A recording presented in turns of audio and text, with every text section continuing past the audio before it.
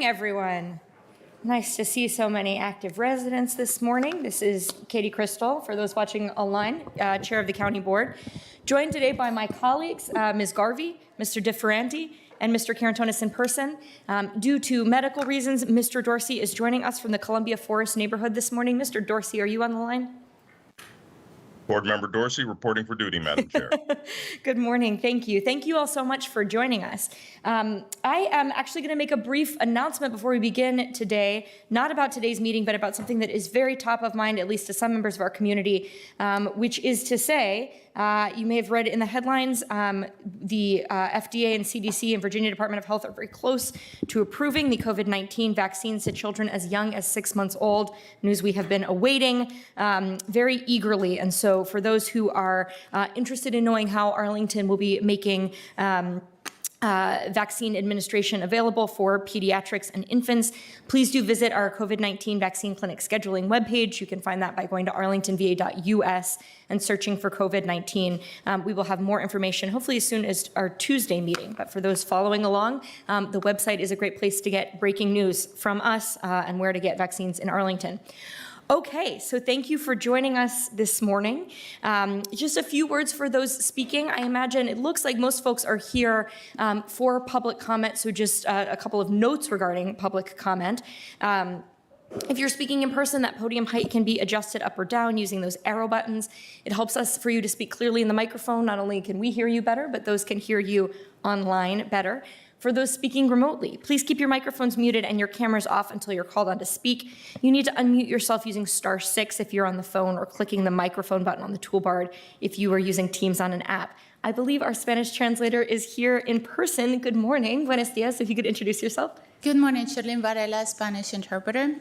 Si necesitan interpretación, aquí estoy para ayudarlos. Gracias. Gracias. We are glad to have you with us for public comment today. Okay, we are ready to hear from our public comment speakers. Just a quick word regarding public comment. As many of our return guests know, we do have a rule that we adhere to pretty closely, a one speaker per topic rule. We extend that to allow one speaker pro and con on an issue, as we've done on one topic this morning. But we want to enlist your help in respecting that. So if your comments have already been made, if somehow our clerk team, which does a really good job trying to make sure that everyone is set up for success, if you've somehow slipped through and your points have already been made, we really enlist your help. That one speaker for topic rule allows us to hear a range of topics and to get to the main events on our agenda. It's really about being respectful to your fellow residents as much as it is to us. And if you're here with a coordinated group today, which many people seem to be, you can show your support for those speaking by standing. You're welcome to do that. And to associate yourself with that individual. There are lots of other ways to let us know what is on your mind, what is on your group's mind, as many of you have availed yourself of, emailing at countyboard@arlingtonva.us. We also recommend our Open Door Monday sessions. Information is available on our website. And our clerks, Ms. Jacobs and Mr. Krishner outside, can answer any questions you may have. So with that said, Madam Clerk, I believe we are ready for our public comment speakers. If you could call them, please. Yes, our first speaker is Wells Harrell, followed by Ann Bodine.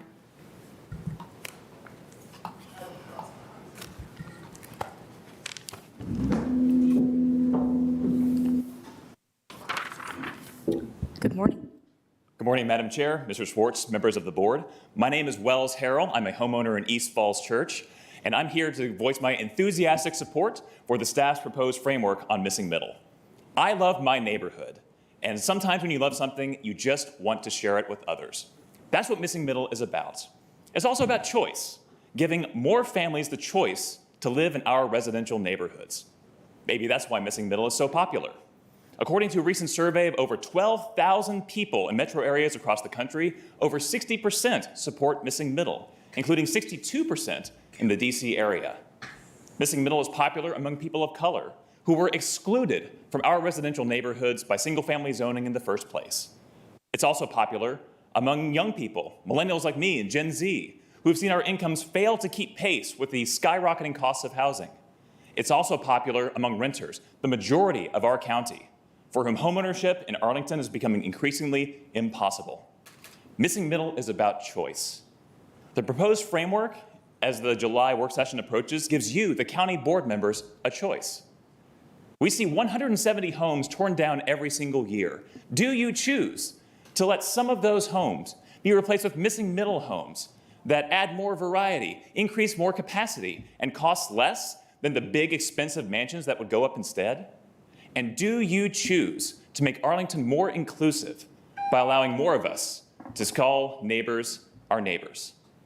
I have to say, I am excited as we go into this. We're excited, and I hope that you are excited too. Thank you. Thank you. Thank you, Mr. Harrell. All right, ladies and gentlemen, I'm sorry. That is not acceptable. We're not going to boo our fellow residents in this room, okay? I'm sure that others will not boo Ms. Bodine when she speaks and other public commenters. I think there is a basic standard of civility that we can exercise towards one another. Madam Chair, thank you so much. This is not the Arlington I know. We're going to, let's pull it together. Let's behave decently. That's what we do here in Arlington. We're going to be respectful of each other. Thank you. Welcome, Ms. Bodine. Madam Chair, members of the board, thank you very much. Hi, I'm Ann Bodine from Arlingtonians for Our Sustainable Future. I'm here to seek a return to the old Arlington way, winning community consensus on growth and development. Because development without consensus is a recipe for disaster, as we've seen with recent flooding. ASF believes in the Arlington way, and our advice is simple. Listen to residents, address our concerns, plan for a sustainable future with diversity, solvency, and a hope for our planet and a place in nature. Looking back since 2019, ASF has firmly challenged the county's single-minded pursuit of revenue it has sought through the easy political tool of land use and density. These are, however, the exact tools that displace residents and increase long-term financial obligations. Neighborhoods like Arlington Village and Arlington Mill are poster children for this type of upzoning displacement, which increases housing costs through inflated land values and triggers in-migration of mostly whiter, wealthier newcomers. Nothing wrong with them, but this has forced out long-term Arlingtonians or left many worse off. That is not who we are and not where we want to go. ASF has drawn attention to research by Arlington Analytics showing taxes increasing faster than inflation through 2031, despite major building booms. We've demonstrated that adding residential density also adds to the county's budgetary problems. We've recommended better leveraging of developers' community benefit dollars or use of a proffer system to address needs you won't admit to for schools, parks, housing co-ops, for water, sewer, stormwater, and transit systems.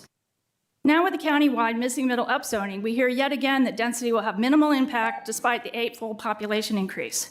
So we ask you to take steps that we have asked for in Pentagon City, Marion Pike, Fort Henry Gardens, or Amazon bonus density, to start leveling with voters and restore the Arlington way. We say no more densification without representation. We ask you to postpone the missing middle work session until September, project total population increase of maximum missing middle build-out, along with other density measures taken since 2018, and prepare forecasts comparing impacts of current zoning on the environment, the budget, and demographic outcomes. Thank you, Ms. Bodine. Thank you, Ms. Bodine.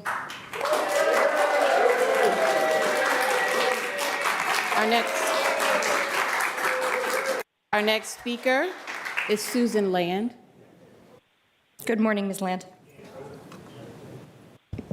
Good morning. My name is Susan Land, and I'm speaking today on behalf of the Arlington Tree Action Group. ATAG has serious concerns about how the new missing middle zoning will affect the tree canopy in Arlington. The current proposal reduces the required tree canopy on private lots from a current 20% minimum to only 15% for duplexes and 10% for triplexes. Ms. Land, I'm sorry to interrupt you, but this is duplicative testimony about the missing middle. We have a one speaker per topic rule.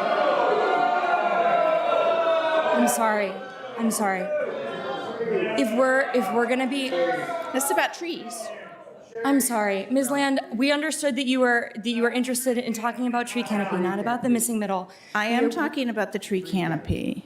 Ms. I'm talking Land, about the effects of missing middle on the I'm asking for tree your help canopy. in respecting our rules. If we turn every county board public comment session into a de facto hearing about the same issue, we are not going to get to items on a regular agenda.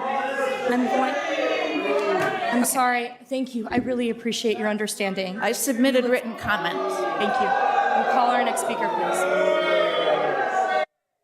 Our next speaker is Mark Ferrone. Good morning, Mr. Fanone. You're welcome. I believe Mr. Fanone is virtually, so we can listen to him, please. Thank you. Good morning, Mr. Fanone. Thank you. Mr. Ferrone is speaking now. Thank Mr. you. Ferrone, you are muted. Hi, my name is Mark Ferrone. I've been an Arlington resident for 25 years, and this is the first time I've had the opportunity to address the county board. My concerns are mainly with the constant increase in the property taxes for Arlingtonians, especially our senior Arlingtonians. The statement by the Arlington County Board was that property taxes for the residential rate went up 5.8%. And for the corporate rate went up 3.4%. I did a quick study available in your website and saw that on North Nottingham Street, where I reside, the lowest increase was 6.5%, the mean increase was 8.6%, and the highest increase was over 9% in this last rate increase. My neighbor, who's 86 years old, is now paying over $11,000 a year in property taxes. She was speaking to me last week and explaining how she thought she had to sell the house and move because she cannot control this part of inflation. Unfortunately, when people are just told they have to pay their taxes, they really can't do anything about it, and the rest of the nation is trying to find ways to help Americans with the rising cost of inflation. The Arlington County Board seems to be no idea of any type of controls on the rate of increase or the actual increase due to builders building super big mansions and charging an exorbitant amount, and rich people coming in and paying that amount, and therefore people that just have lots or houses that have been in the community for years suffer. I recommend a tax freeze to last year's rates to help out everyone in Arlington that's lived here and tries to work or is retired, and also perhaps a limit on the rate of increase in the future down to a standard deviation or maybe just the cost of inflation. It's just something you guys can look at. Mr. Ferrone, your time has elapsed. Thank you very much. Thank you, Mr. Ferrone. Appreciate that. Our next speaker is Napur Chowdhury. Good morning, Mr. Chowdhury. Hi. Hi. Good morning, all. I am Nupur Chowdhury, a voter and taxpayer of Arlington County. My family and I have lived at the Barcraft Apartments for 17 years. And I have lived through the ups and downs of this community, but I have not been so fearful until I heard of the scheduled 3% increase per year. I'm grateful for you declaring the diverse community of the Barcraft affordable housing, but your definition of affordable is not affordable for me or my neighbors. This affordability deal, hypocritical. You say current tenants were accounted for, but the 3% increase per year will displace us one by one. My salary does not increase 3% every year. All I see in our diverse community future is mass displacement. I'm thankful for you, the county, the helping keep Barcraft affordable. However, the deal was done so quickly that us tenant did not get to voice our opinion. And my taxes paid for the deal, and I have to right to be heard. Thank you. Absolutely. Mr. Chowdhury, thank you for coming in. Our next speaker is Stacy Meyer. Stacy Meyer. Good morning, Ms. Meyer. Good morning. Good morning.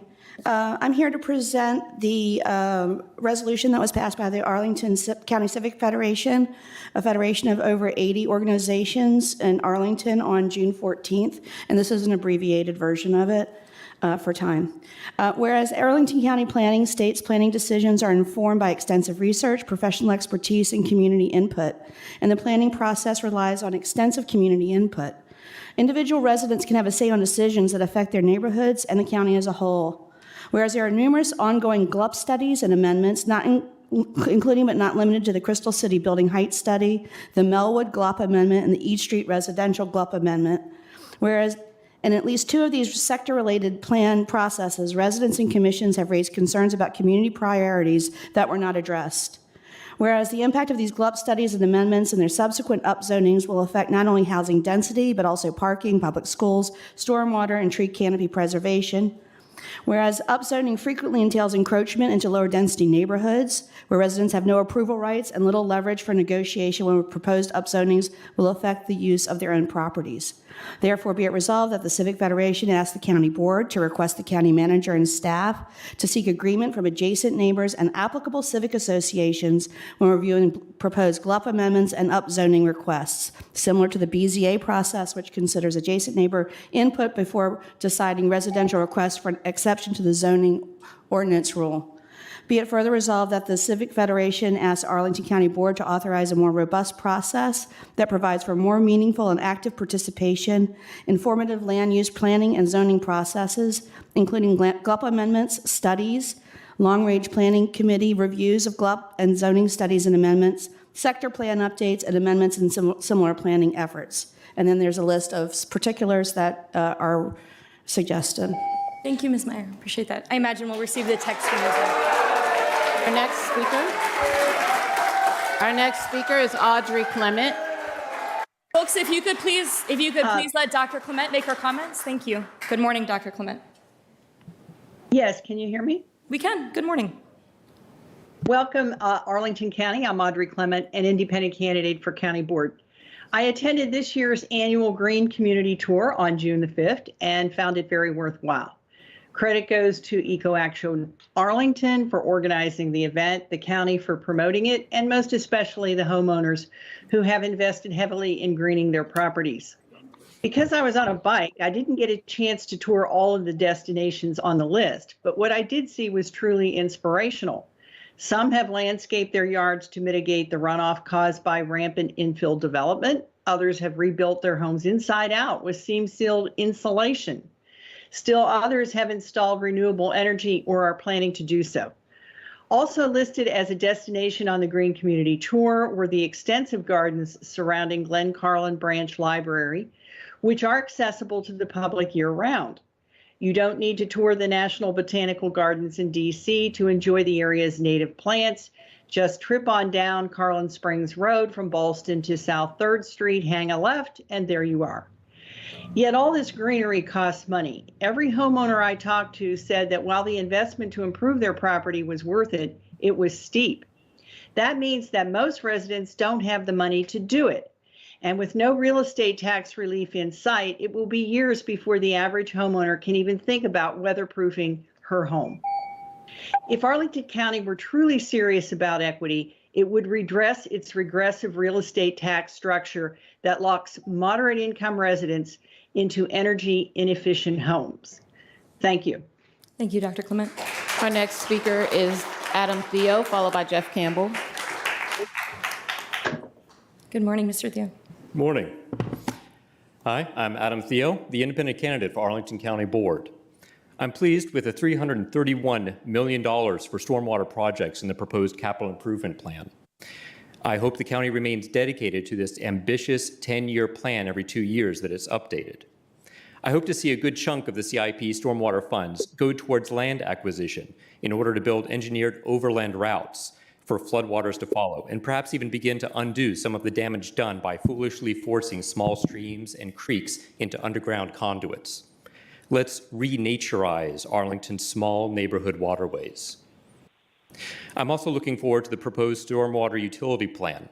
Not only the ability to fund our stormwater maintenance and mitigation through user fees, which would also hopefully reduce the de facto extra property tax that homeowners are currently paying. I also look forward to the incentives program, the credits that the stormwater utility can potentially give. Please maximize those incentives and credits, especially when it comes to planting and maintaining trees in private yards. For too long, Arlington put flooding concerns in the back seat, and homeowners, small businesses, and families paid the price. Now it's time for stormwater and other public safety issues to be driving our spending and staff time priorities. So, pass the CIP with stormwater funding and be bold in the projects that are planned out. Thank you. Thank you, Mr. Theo. Our next speaker is Jeff Campbell, followed by Dixie Duncan. Good morning. Good morning, Mr. Campbell. Thank you for your time. My name is Jeff Campbell, and I'm seeking advice you may have on tips in advancing job applications in the county hiring process. I believe I am an outstanding candidate for your next communications team member or public art advocacy work. A couple of examples are the public art program manager position that said not recommended. It just closed, and the email marketing social media manager, it says application received, but hasn't had any movement on that in a couple of months. Some of my qualifications include I'm a Navy journalism veteran, I have a journalism undergrad, and I'm working on my master's in PR.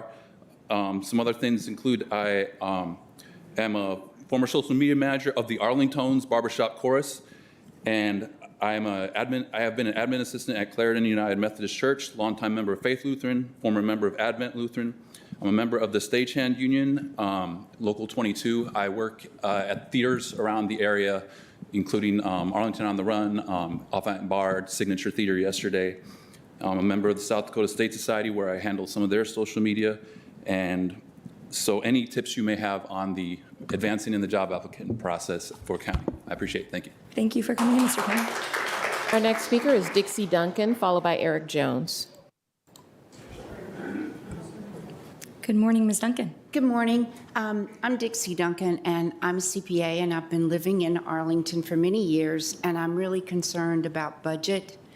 My biggest concern is I've been involved with like the referee and the zoning, the development of our street projects. And what I would really like to see is that instead of our projects going to budget, is cutting the budgets for these projects or trying to be more diligent in cutting these numbers opposed to increasing them. Everyone here has talked about taxes, they've talked about Canopy, but the missing middle goes to the budget. I really want us to look at budget more than anything because numbers tell the whole story. Thanks, Ms. Duncan.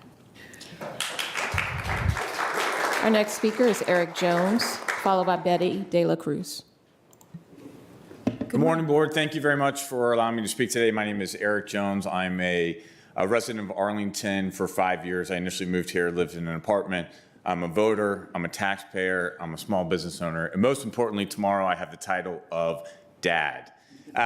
I'm here to talk about a little bit of my concerns about education. I think, and I'm glad we have two prominent educators on the board, and the impact that it has on our youngest residents and how important it is. I think if you were to talk about parents in the schools that are here, there's concerns that they're overcrowded. There's not as good of a ratio of teachers to students. The square footage might not necessarily be where it needs to be, and not having all the resources that we can have to allow the ultimate equalizer, which is education, to benefit all students.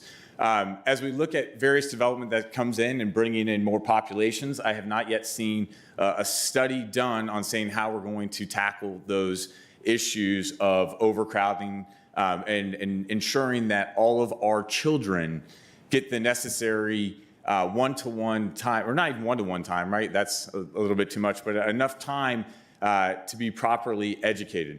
As we've looked at some of the different studies that have gone on, I appreciate that Takis last July took a walk around my neighborhood, and before we make any systemic changes, I'd encourage the other board members to do so.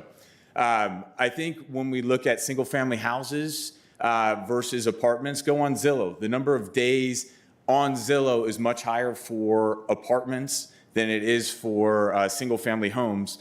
So with that, I know in closing, I just want to thank you guys for your time. And before we do anything that's going to bring in a tremendous amount of additional density and negatively impact our schools, please take the time to do the studies, walk the neighborhoods, and talk with the residents. Thank you very much. Our next speaker is Betty De La Cruz, followed by Janine Briskin. Hi, my name is Betty De La Cruz, and I came today to speak of the condition of the pickleball courts at Walter Reed Community Center and to make the plea for more designated pickleball courts in Arlington County. In December of 2020, I tripped on one of the many cracks on the tennis courts at Walter Reed while playing pickleball. I landed on my derriere, but came away unhurt except for a sore bottom. My friend Laurie Siegel was not so lucky when she fell on that same day and broke a finger. The courts at Walter Reed were resurfaced in October of 21 at considerable expense. I believe it was $30,000. Unfortunately, in 2 months' time, the cracks reappeared and we're still in danger of falling. Some of us are in our 80s and are not eager to break a hip, which could mean the end of our pickleball days, and probably a lot of other things. Because of COVID, indoor courts at Walter Reed and Arlingtonville were closed for nearly 2 years. Arlingtonville is still unavailable for pickleball because of the vaccine clinic. Lumber Run is open for indoor pickleball courts. However, most days there are only 2 courts available. 5 days a week, play begins at 7 a.m. I'm hardly out of bed by that hour. And they only play, a couple of days, they only play for 2 hours. So that means if you got there at 8, you only have 1 hour. Ideally, as both a tennis player and a pickleball player, I believe that designated courts for pickleball would be best for both tennis players and pickleball players. I have tried to play tennis on a court line for pickleball, and it is way too confusing. I've read that Fairfax County has 47 courts lined for pickleball, and Arlington County has 18 multi-use courts. I hope that we can do better. Thank you for listening and for your support in pickleball. Thank you. Our next speaker is Janine Briskin, followed by Jerry Alton. Janine Briskin, followed by Jerry Alton.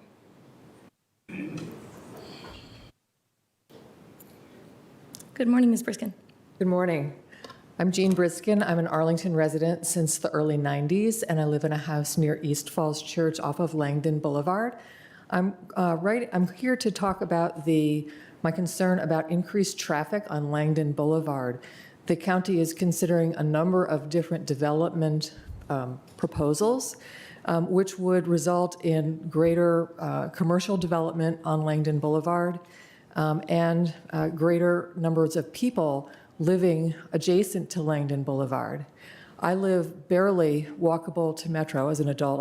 I did that before I had kids, but once I had kids, I was required to be in my car to get my kids from activity to school all afternoon after I got home from work. So I was driving to work, driving home from work, picking up my kids, et cetera.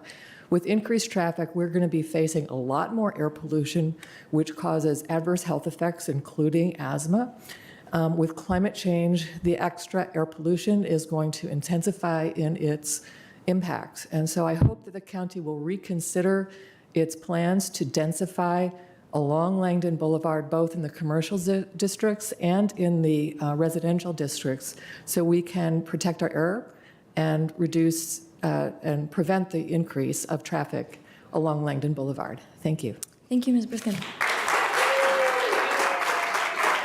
The final speaker is Jerry Alton. Good morning. Jerry Otten from Leeway Overley. I wanted to share a bit of history this Mr. Otten, could you stand just a little closer to the microphone? Perfect. Sorry, yeah. That's great, thank you. Yeah. Jerry Otten from Leeway Overley. I wanted to share a bit of history this morning that may be instructive.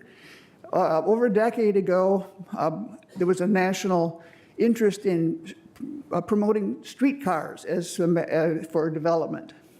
And Arlington board members got interested in that and went in an effort to have a streetcar along Columbia Pike.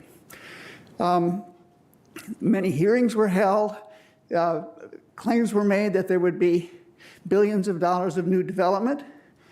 A consultant was hired to prove that, and he did, but only by assuming another streetcar extension would be built, and down to Alexandria, and counting that money. Later, or during this time, a citizens opposition group grew, presented a great deal of evidence that many of the claims were false.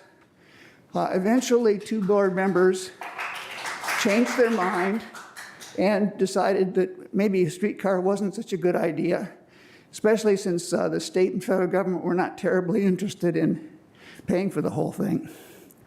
So I think this is worthwhile to remember that history. It's about a decade ago, and to be careful with grand plans because they don't always work out. Thank you. Thank you, Mr. Lynch. Thank you so much for coming in today, ladies and gentlemen. We are, as is our custom, going to speak. Thank you so much.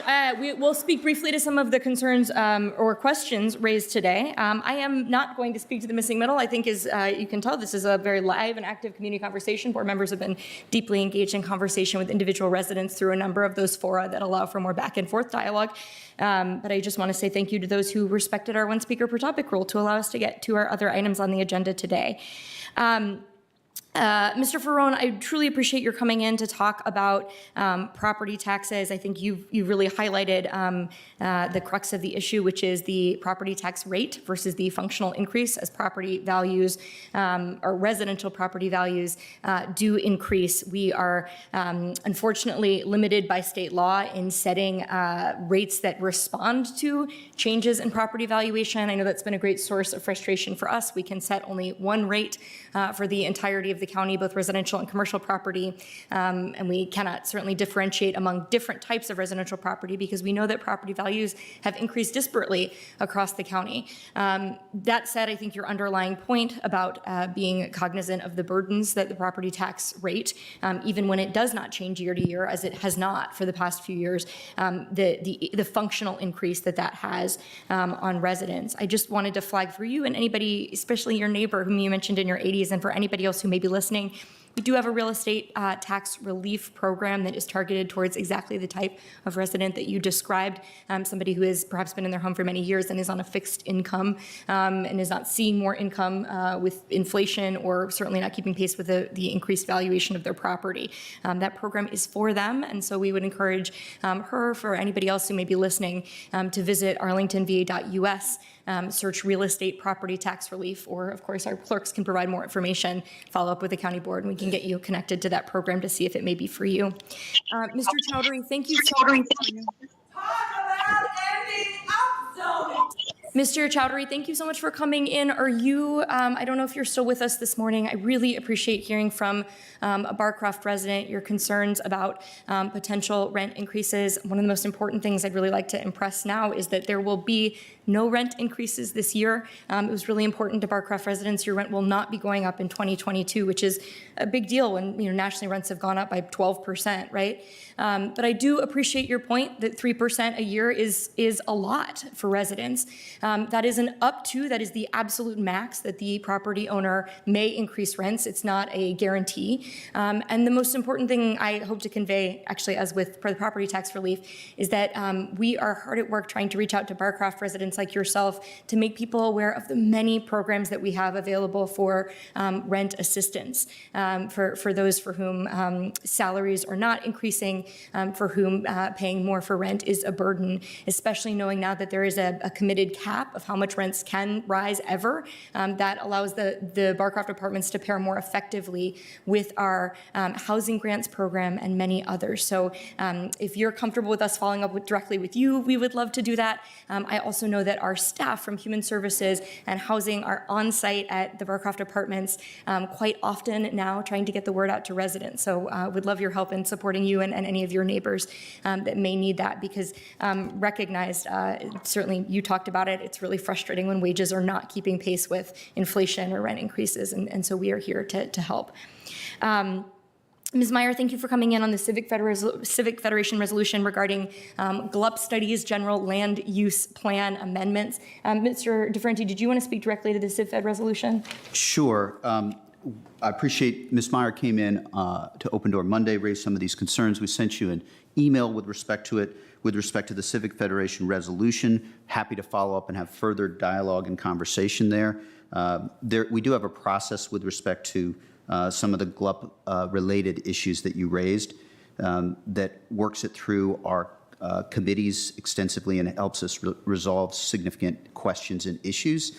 That's the step, and I want to make sure that you received that email that we sent earlier this week. Happy also to follow up offline. Great, thank you so much. And we, as always, appreciate the Civic Federation's input as we try to improve standing public processes. And GLUPs are an example, or general land use plan changes are a good example of that. Dr. Clement, thank you for your sharing your experiences about the Green Home Choice Tour. I think you are absolutely right that a lot of those green home provisions and renovations are the type of things that are not affordable to many Arlingtonians. This has been an area of focus with our AIR program, the Arlington Initiative to Rethink Energy, to increasingly focus more of our efforts and incentives towards lower income or renter households. For example, Eco Action's extensive work to weatherize committed affordable apartment units. But I really appreciate your overall point, and I appreciate your noting that you biked the Green Home Tour. So thank you for embodying those values yourself. Mr. Theo, thank you for coming in regarding the stormwater and the CIP, the new stormwater user fee system. I think that's just incredibly important. We have just trying to make sure I gave everybody the right date. We will have our stormwater work session on June 28th, Tuesday, from 3 to 6 p.m. And this is going to be a great opportunity to talk about some of those exact things you were talking about, from land acquisition for overland relief to incentives for property owners, to how the change in the new structure of the stormwater user fee will interact with those capital projects. Mr. Campbell, thank you for coming in to share your interest in working for Arlington County. The way our government is structured, the county board is actually not engaged in hiring beyond the 3 or 4 positions we hire directly, but we do work with the manager. We know that how the county conducts hiring is a reflection of our community's values, and so I don't know, Mr. Manager, would you call attention to any particular web pages that people could go to or resources if they're interested in learning more about working in the county? Yeah, I think the speaker actually made reference. You can go onto our county website and to the Human Resources Department, and there's an extensive listing about job openings there. I think we're up to 6 full pages, and always anxious to have very qualified applicants apply. And to the extent that someone has applied and needs further information, there's an email address there where they can send an email and get a status update. Thank you. That's helpful to know. Thank you for sharing a little bit about your experience and not getting status updates. I think that's really important for us continuing to improve, and we appreciate your coming in. And thanks for contributing to Arlington's vibrant culture and arts community through your work. Mr. Jones, speaking about the student-teacher ratio and school capacity, of course, this is an ongoing and really important issue in Arlington County. We've actually been having this conversation about school facilities, certainly apropos of the community improvement plan, or the capital improvement planning process that is underway right now, not only with this board, but with our counterparts on the school board. I think there's been a real appreciation for the ability to finally catch up and either have facilities or a plan for the building of additional facilities for our students. Student-teacher ratios, as you mentioned, are another high priority, and I know our colleagues on the school board were really glad to be able to reduce those ratios in this year's budget, and that continues to be a priority. Ms. De La Cruz, thank you for coming in to talk about pickleball. This has been a very hot topic. I'm really happy to say that the capital improvement plan that is currently, again, being debated right now, we just had a work session on Tuesday with our Department of Parks and Recreation to talk about the future of pickleball at Walter Reed. As you mentioned, that sort of initial fix to try to address safety has not held, and so there is an effort afoot to redesign to create permanent pickleball facilities at Walter Reed Community Center this fiscal year. So we talked to our staff about it extensively. If you're interested, you can see the video from that work session where we talked really specifically about what pickleball enthusiasts at Walter Reed can expect in terms of the timeline for that new facility to be designed and come online, as well as some of the other plans for striping multi-use courts elsewhere in the county. But I do appreciate your experience about the multi-use courts sometimes being a little confusing to play on. So we want you playing pickleball safely as long as you can. Ms. Briskin, thank you for coming in about traffic on Langston Boulevard. Of course, Langston Boulevard corridor plan is very much underway, talking about the integration of transportation planning as well as land use planning. We are expecting the preliminary concept plan, I think is the right terminology there, to be available in the coming weeks for folks to weigh in on. The other thing I might commend to your attention is a really interesting work session we had about 2 on June 7th with our transportation department. I think it was a really good explainer on how development has historically worked to actually drive down the number of cars on our streets, because we very much share that goal of reducing trips. It's better for our air quality and better for climate, and we really seek to do that, and that will certainly be the goal on Langston Boulevard. Mr. Otten, appreciate your coming in as well as Ms. Duncan with related thoughts, I think, to issues of planning. Colleagues, is there anything to add before we conclude our public comment?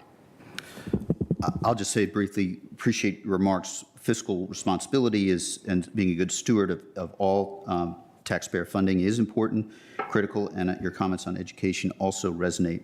I think it's important that we have sustained civil and thoughtful dialogue on all of these issues. Thanks. Thank you. And Mr. Dorsey.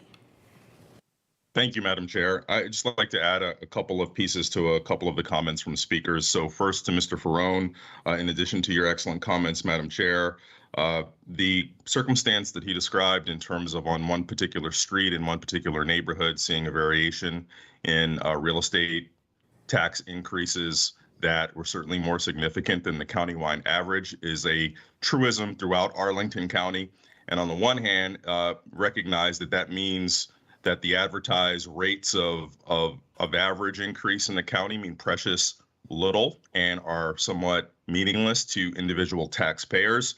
It also provides the basis for Mr. Ferrone to avail himself and advise others that if they ever question the increase in a particular individual assessment, they can appeal said assessment through the Board of Equalization.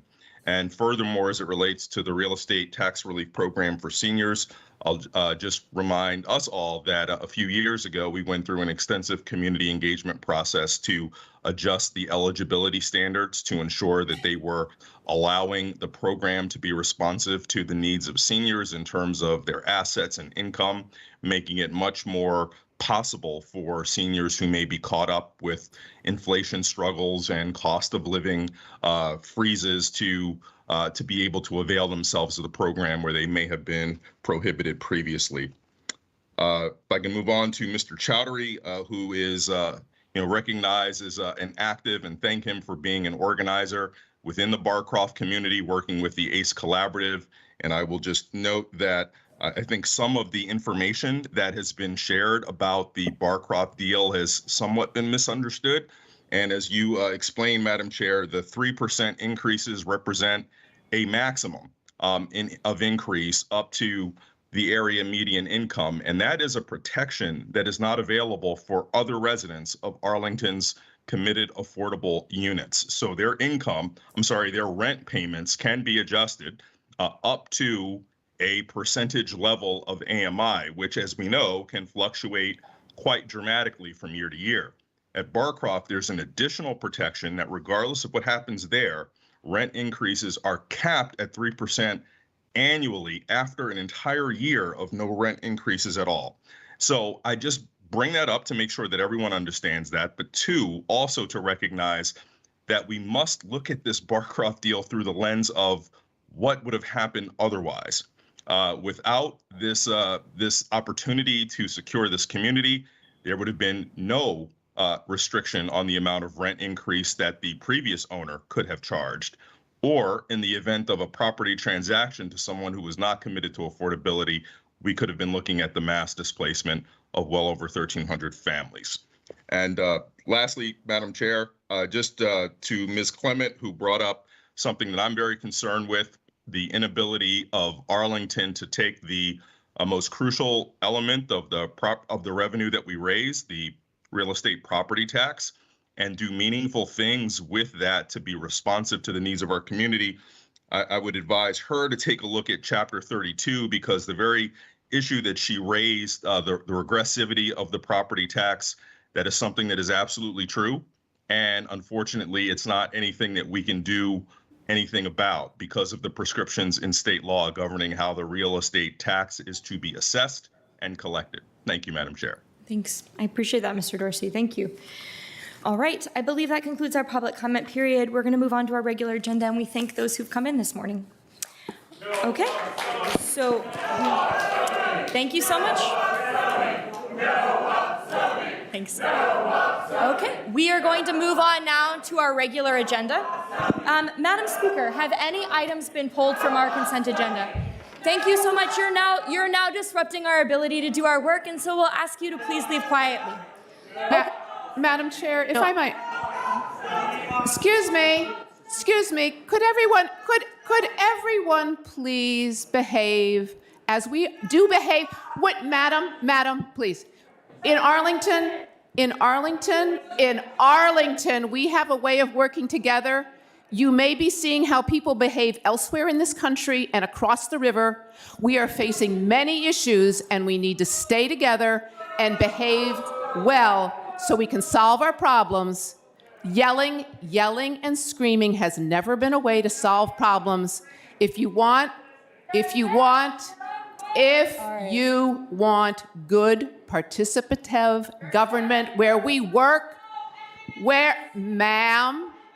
All right, I will stop. I'm just so disappointed in a few people in our community. I think we have a lot of people who really want to work with us, and we appreciate their help. I'm sorry. Thank you. No, I understand. So we're going to move on to our our consent agenda. Ms. Jacobs, have any items been pulled from our consent agenda today? Madam Chair, no items have been pulled. Okay, thank you. I'm going to call for a motion regarding the consent agenda if a colleague is prepared to make one. So moved. Madam Thank you Chair. very much. Mr. Karantonis has moved adoption of our consent agenda. Second. There's been second by Mr. DeFerranti. Are there any further discussions?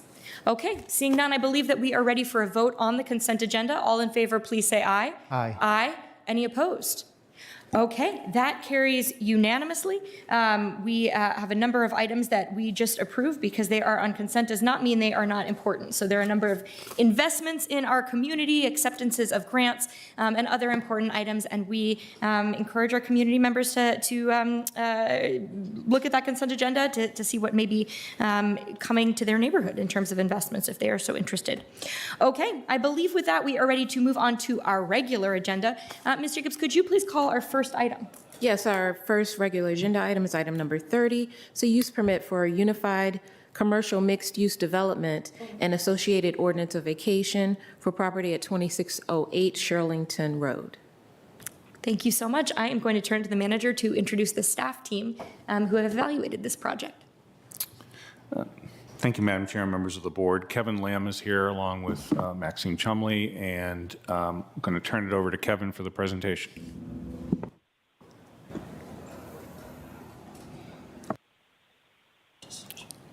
Good morning.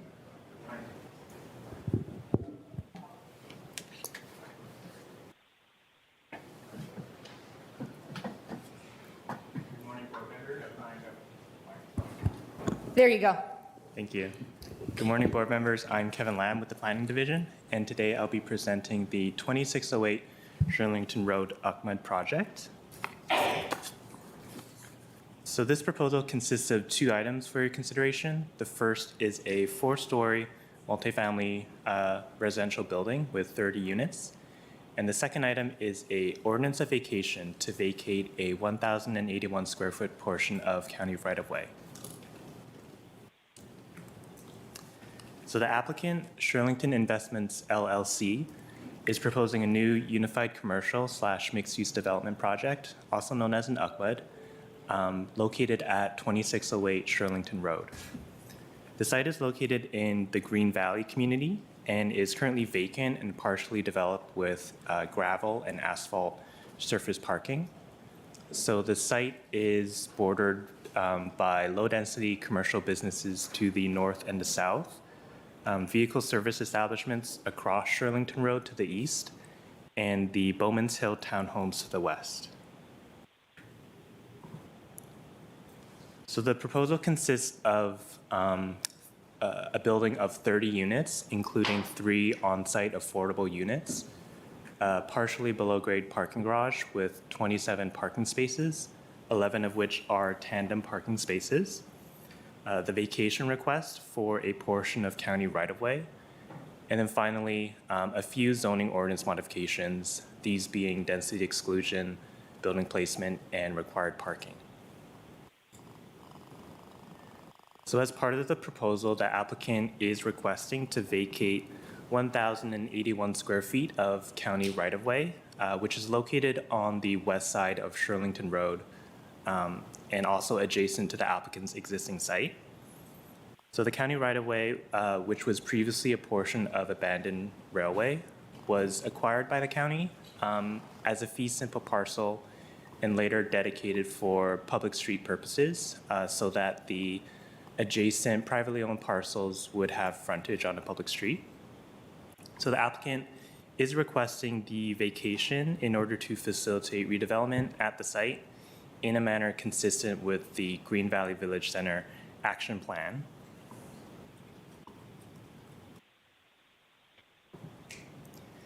So the site itself is zoned C2 and RA 1426, and the general land use plan designation is low office apartment hotel and low medium residential.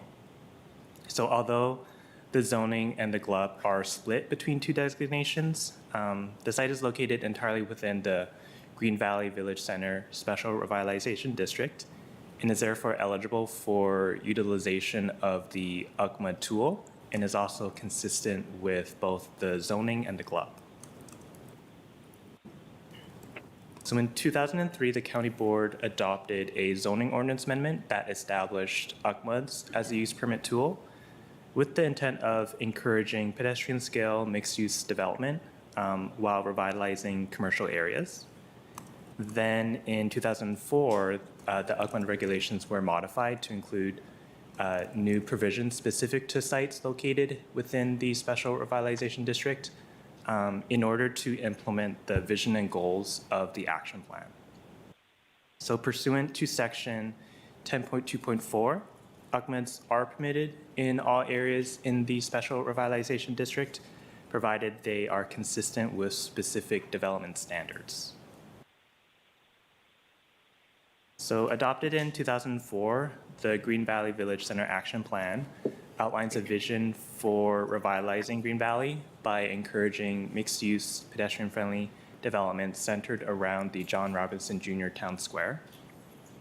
So the plan establishes various development standards and urban design guidelines for or to provide a framework for future growth along Shirlington Road, south of the town square.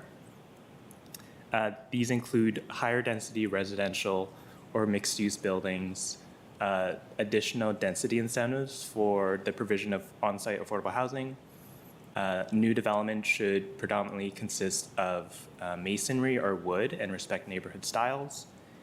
And then finally, streetscape design should consist of wide sidewalks and incorporate elements such as street furniture, street trees, and concrete pavers.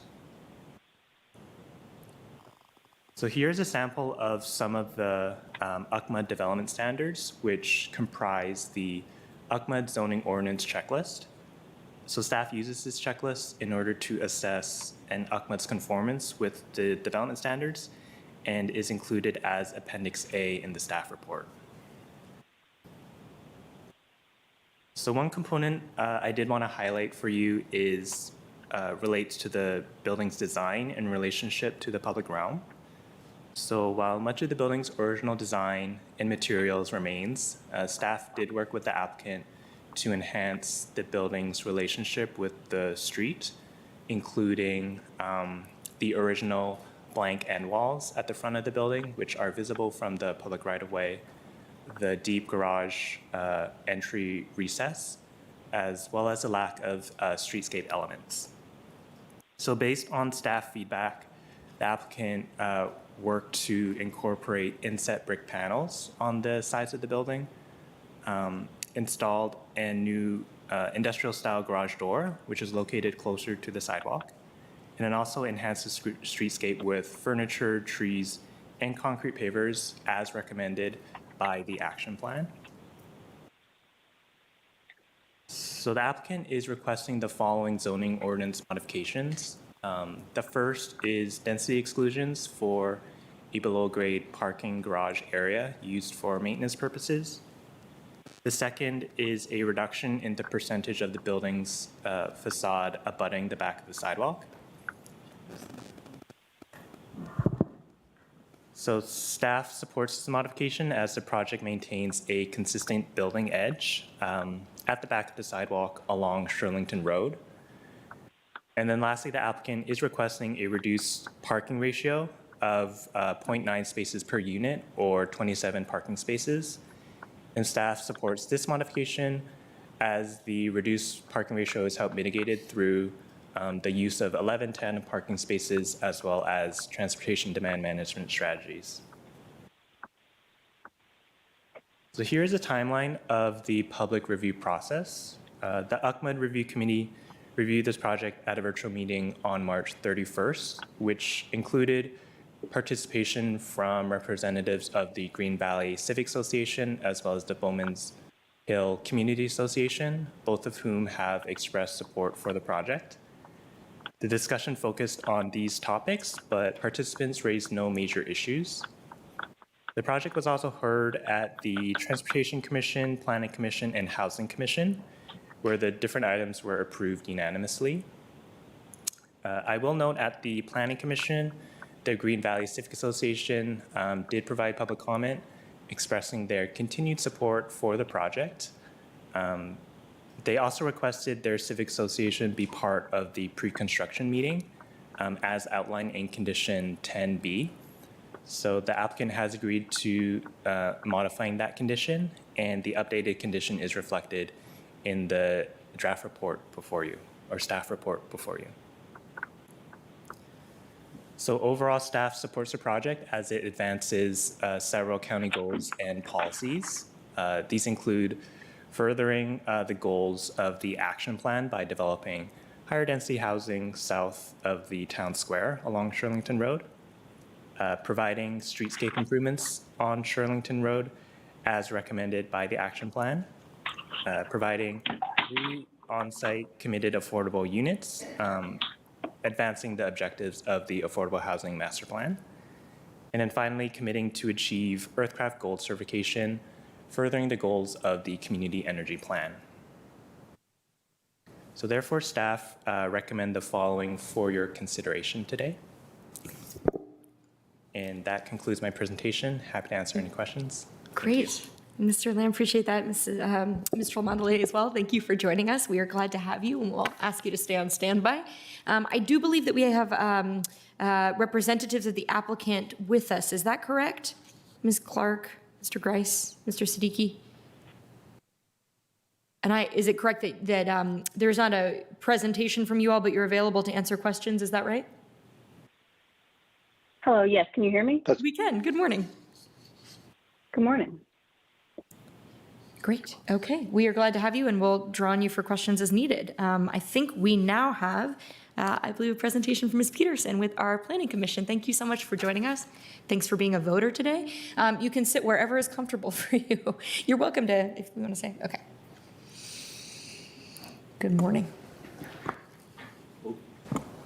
Okay. It's good. Okay, good morning, members of the board. My name is Tenley Peterson, and I'm here this morning representing the Planning Commission to report on the Akhmad development proposed at 2608 Shirlington Road.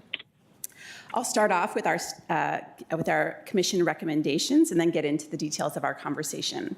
The Planning Commission recommends that the County Board approve the use permit for the Unified Commercial Mixed-Use Development consisting of up to 30 residential units with modifications of zoning ordinance requirements, including density exclusions, building placement, required parking, and other modifications as necessary to achieve the proposed development, subject to the conditions of the staff report.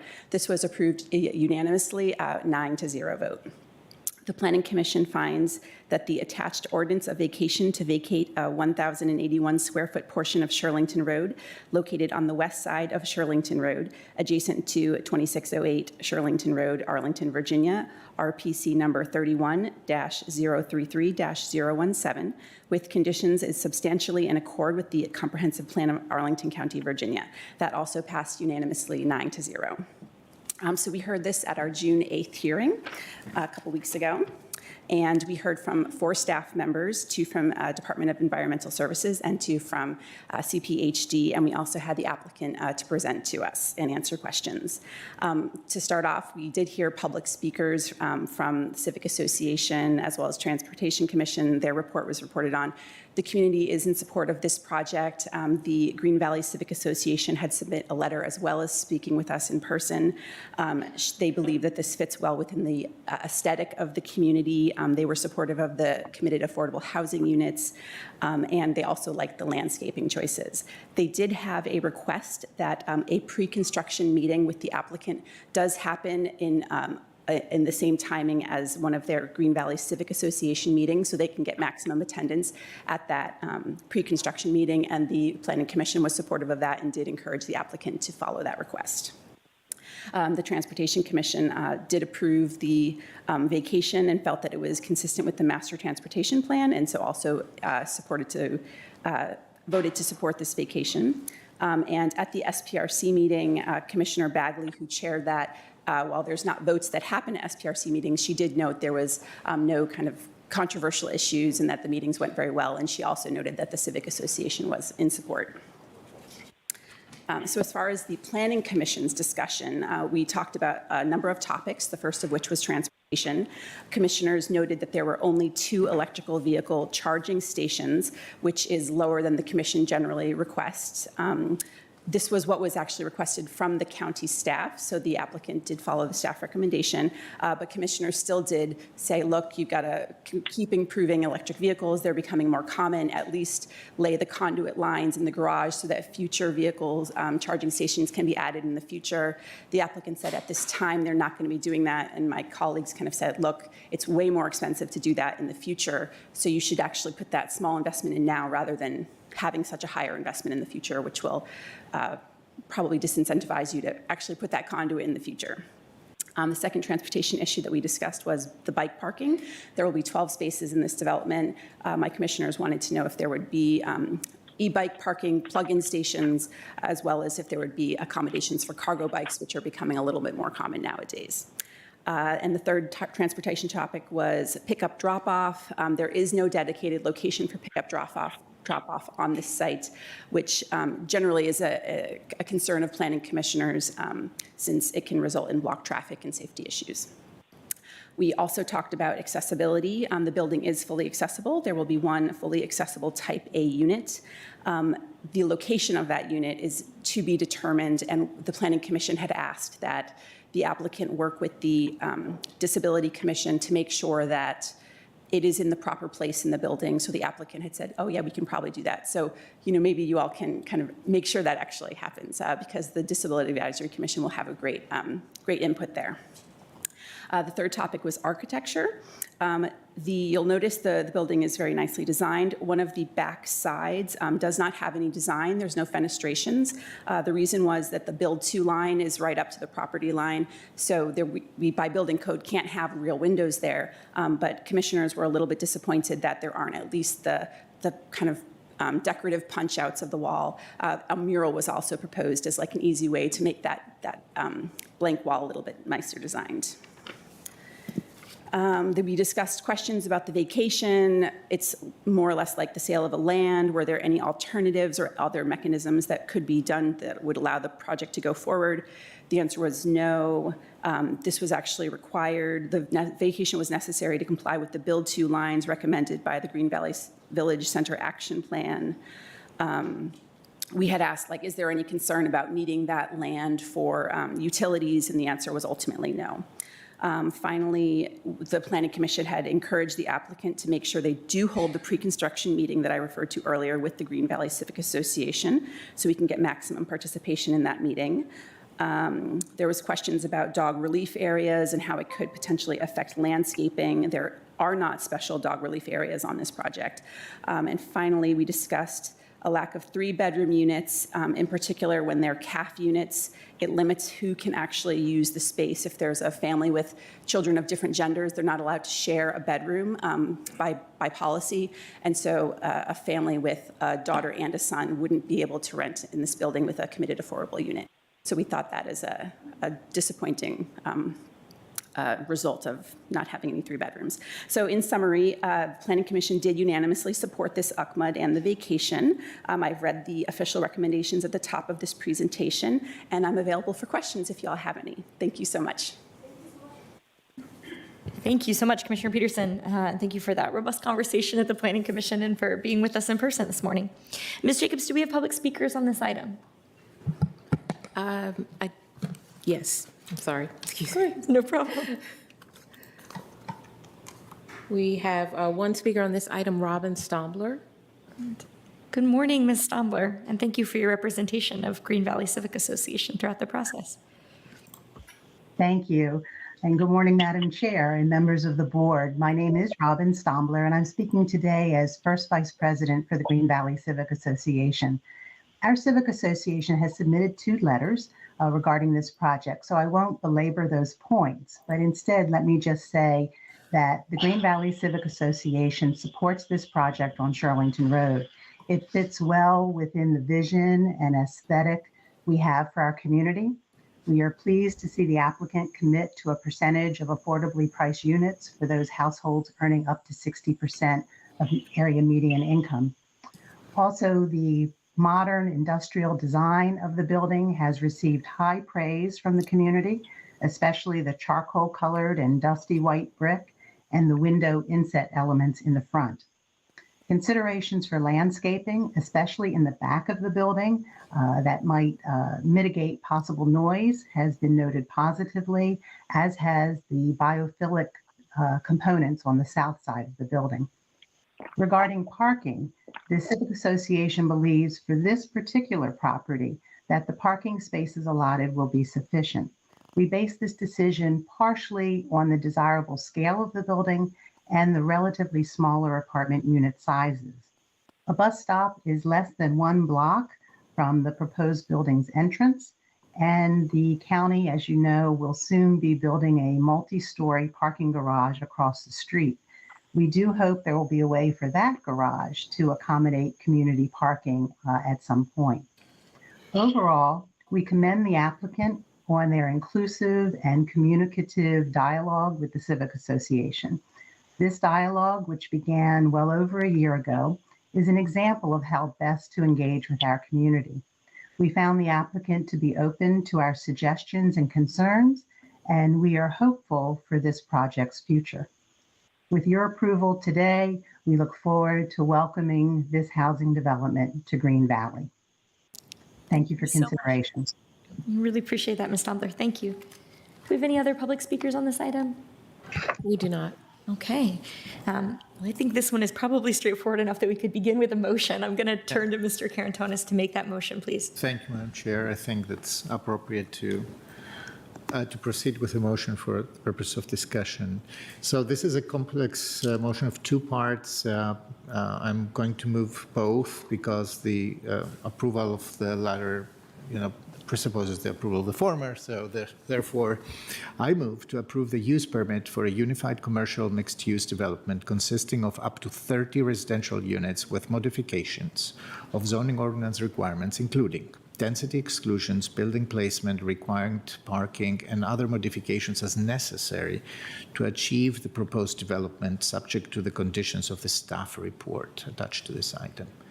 And that part B is I move to enact the ordinance of vacation attached to the staff report as attachment 1 to this item to vacate the 1,081 square foot portion of Shirlington Road located on the west side of Shirlington Road adjacent to 2608 Shirlington Road, Arlington, Virginia, which is RPC number 31-033-017 with conditions.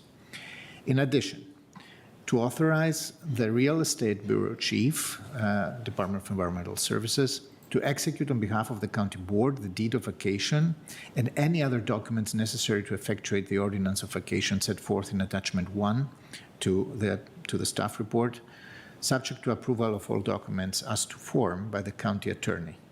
So these are the 2 parts of the motion. Thank you very much. I think I caught a second. I'd like the second.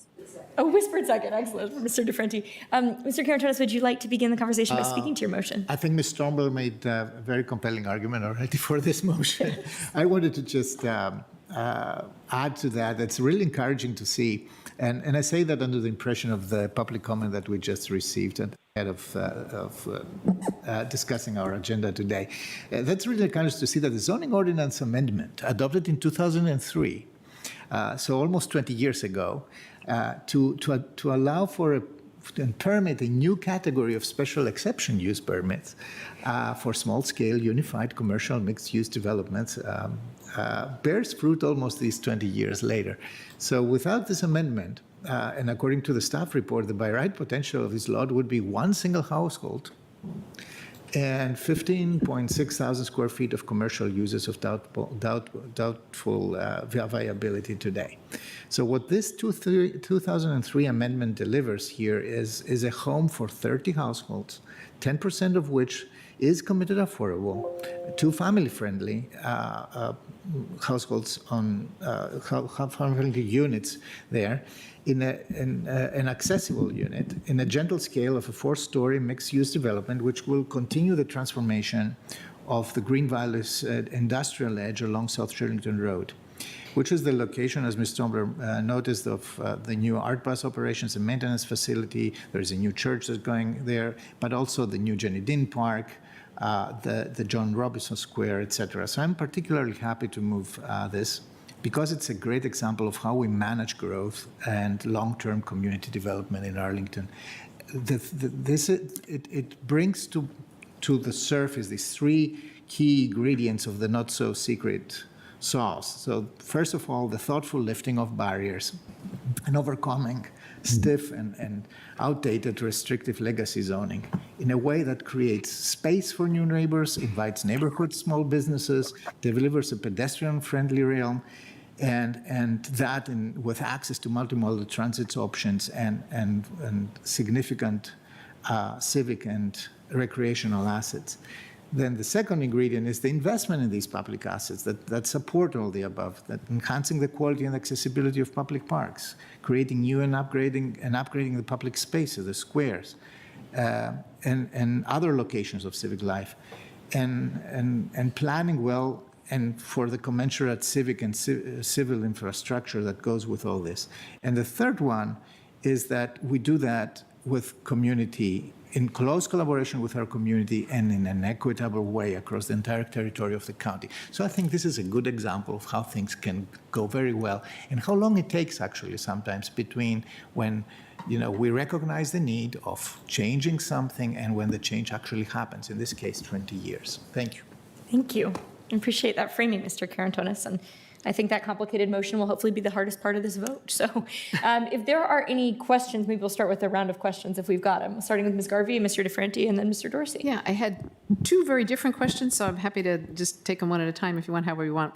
The first one, sort of simple, on the blank wall issue and possibility of doing a mural. This is more for our staff. What's involved in getting a mural approved to be, is it difficult to have a mural approved in the county to put on a wall like that? I don't know. I know there's a deal with advertising, but I'm not sure about the other. Yeah, so I think it's up to the developer to kind of develop a design for a mural. I don't know if, I think it would require, an administrative approval from the planning division, but I'm not sure. You're not sure? We Okay. have that much of a involvement in kind of the design of a mural. Okay, all right. I'm just hoping it's not too difficult because a mural seems like a good idea, but I think nobody's quite sure. I'll assume that it's not too difficult. I don't know.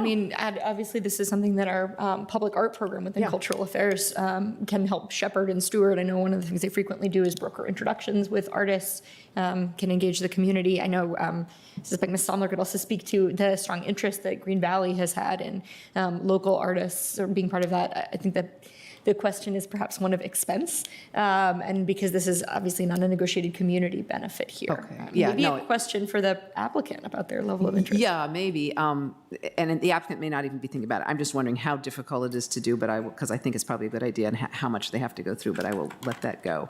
The other question I had actually was about the conduit.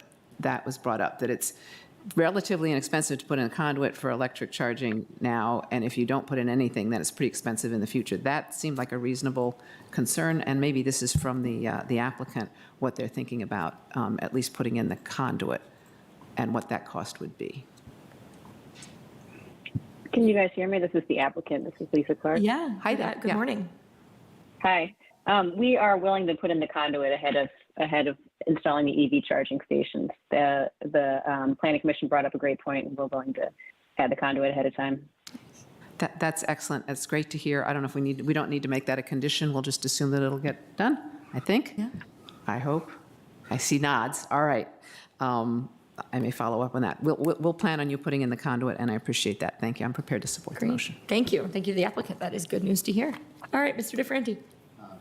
Ms. Garvey and the applicant covered my question, and I'm very pleased to hear the conclusion regarding the conduit and electric vehicles. Thanks. Great. Thank you so much. Mr. Dorsey, did you have separate questions?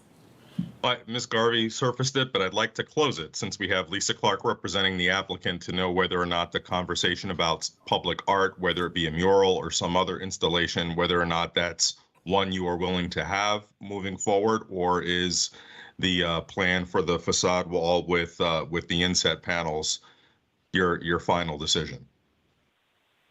So the two blank facade walls where we've got the inset panels along Shirlington Road, I don't think we're going to put public art on that. But at the rear of the property, we've got another two sets of big blank walls, and the developer is open to considering public art in those locations. And if we go that route, we will definitely engage the public art program. That would be terrific. Thank you. Excellent. Well, I will add my support to that as well. It's what the public art program is there for. I think it's a community that is obviously one that is very interested in the furtherance of an arts and industry vision. So that would certainly be compatible and indeed very exciting, if possible, on this the back wall of this property. All right, Mr. Cardones. Just a small. It's a policy related question, and it's for our staff. So the parking ratio. Pro forma there is 0.9, so 27 parking spaces, but we don't count the 11 tandem spaces to the ratio. So actually the building has 34 parking spaces on site. So why this discrepancy? Why don't we count them to the ratio? Well, typically because, tandem parking spaces consist of space for two cars, one in the front, one in the rear. It does require some, parking management plan in order to kind of figure out getting in, getting out for those both of those two cars. Therefore, how we calculate parking ratio is based on the dimensions of a standard parking space, which is just the ability to fit one car in that space. But oftentimes, we look to tandem parking spaces as a way to mitigate a reduced parking ratio, and that kind of factors into our assessment of whether a parking ratio is appropriate for a site. Okay, I'm just saying that because I recognize that the tandem parking space is not as convenient as a completely accessible and built out single parking space, but I wouldn't exclude them from the ratio that radically taking all of them out of that. I mean, they are valid parking spaces, and they need a little bit more of a management, but so need also others. So that's my only issue. Thank you. Thank you. Appreciate that. All right, we can open the floor for any further concluding comments folks wanted to make. I'll just say for my part, it's a pleasure to be able to support this one. I wanted to echo the comments on behalf of the Green Valley Civic Association about the appreciation for this applicant taking some time to really make sure this fit within the community's vision as well as within our planning standards and the Akhmad guidelines. Glad to see that. It seems like a real asset coming to the neighborhood. Pleased to support it. So Mr. Dorsey's hand up first. Thank you, Madam Chair. I'll just be very brief and just to date myself, I was a contemporary where the Unified Commercial Tool was unveiled as a revolutionary tool that could aid in the revitalization of what was then called NOC. And there was some trepidation and concern among those of us involved in the revitalization planning that this new tool, be used in the Green Valley area without having been proven, at least in Arlington. But we took a leap of faith, and it's good to see the results as we've seen over the years. But with this recent manifestation, we really see the promise of unlocking parcels that were really going to be difficult to redevelop in a way that advance the communities and Arlington's priorities. And you really see how this tool can facilitate that. So it's great to see all of the the fine comments have been said about the project, so I'll just leave it at that. Thank you. Excellent, thank you. All right, Ms. Garvey. Yeah, just a final thank you to the everybody working together on this and the applicant for being so receptive on both the conduit and the art and having the meeting with the Civic Association. I think that's great, and it's a kind of a sign of how it's worked out that pretty much everybody is very pleased with this project. It's great. Thank you. Thanks, Mr. DeFranti. Thank you, Madam Chair. Actually, within the last 2 weeks, I was driving by this parcel and said, really, I knew this was coming towards us and really wanted to see, thought it was a great spot for some development. But development in a positive way, and just really thrilled that the Green Valley Civic Association has engaged and that we have come to agreement on the project. Thanks. Terrific, thank you so much. I am realizing with some concern, did we have another commissioner to speak to this, Ms. Jacobs, that I failed to call on? No, I don't believe they're present. So. Well, with that said, that's a great opportunity to really thank Ms. Peterson for being with us this morning and for representing what sounded like a really thoughtful discussion at Planning Commission. Or thanks too for Commissioner Bagley for chairing the SBR. All right, with everything said, I believe we are prepared for a vote. All of those in favor, please say aye. Aye. Are there any opposed? All right, that carries unanimously. Thank you again to all involved, including the applicant. We look forward to seeing this project rising in Green Valley. All right, I believe we are ready for our next item. Ms. Jacobs, could you call that next item for us, please? Our next item is item number 31, is a presentation and public hearing on the proposed Arlington County Trust Policy. Just a note that the county board will consider action at the July meeting. Okay, thank you very much for clarifying that. This is an unusual one because it is actually a board member initiative, board member led. I'm going to turn to Mr. DeFranti actually for a presentation. And Thank Mr. you. Dorsey as well, I believe. Yes, that's right. Mr. Dorsey will also join. Thank you, Madam Chair. First, I believe, looking at Dr. Helfer and our Spanish language interpreter, if you need Spanish language interpretation, we can provide headsets, and I will seek to provide time so that the translation can catch up as I present this. Do we want to pause actually to allow her to introduce herself for anyone who's not? Sure. Okay. And just while we got attention, if you could just introduce yourself again in Spanish and English and let folks know that they can find you if need be. Buenos días, mi nombre es Shirlington Varela, yo voy a ser su intérprete. Voy a tener ayuda de una segunda intérprete para preguntas y comentarios y voy a estar haciendo interpretación simultánea. Good morning, my name is Shirlington Varela.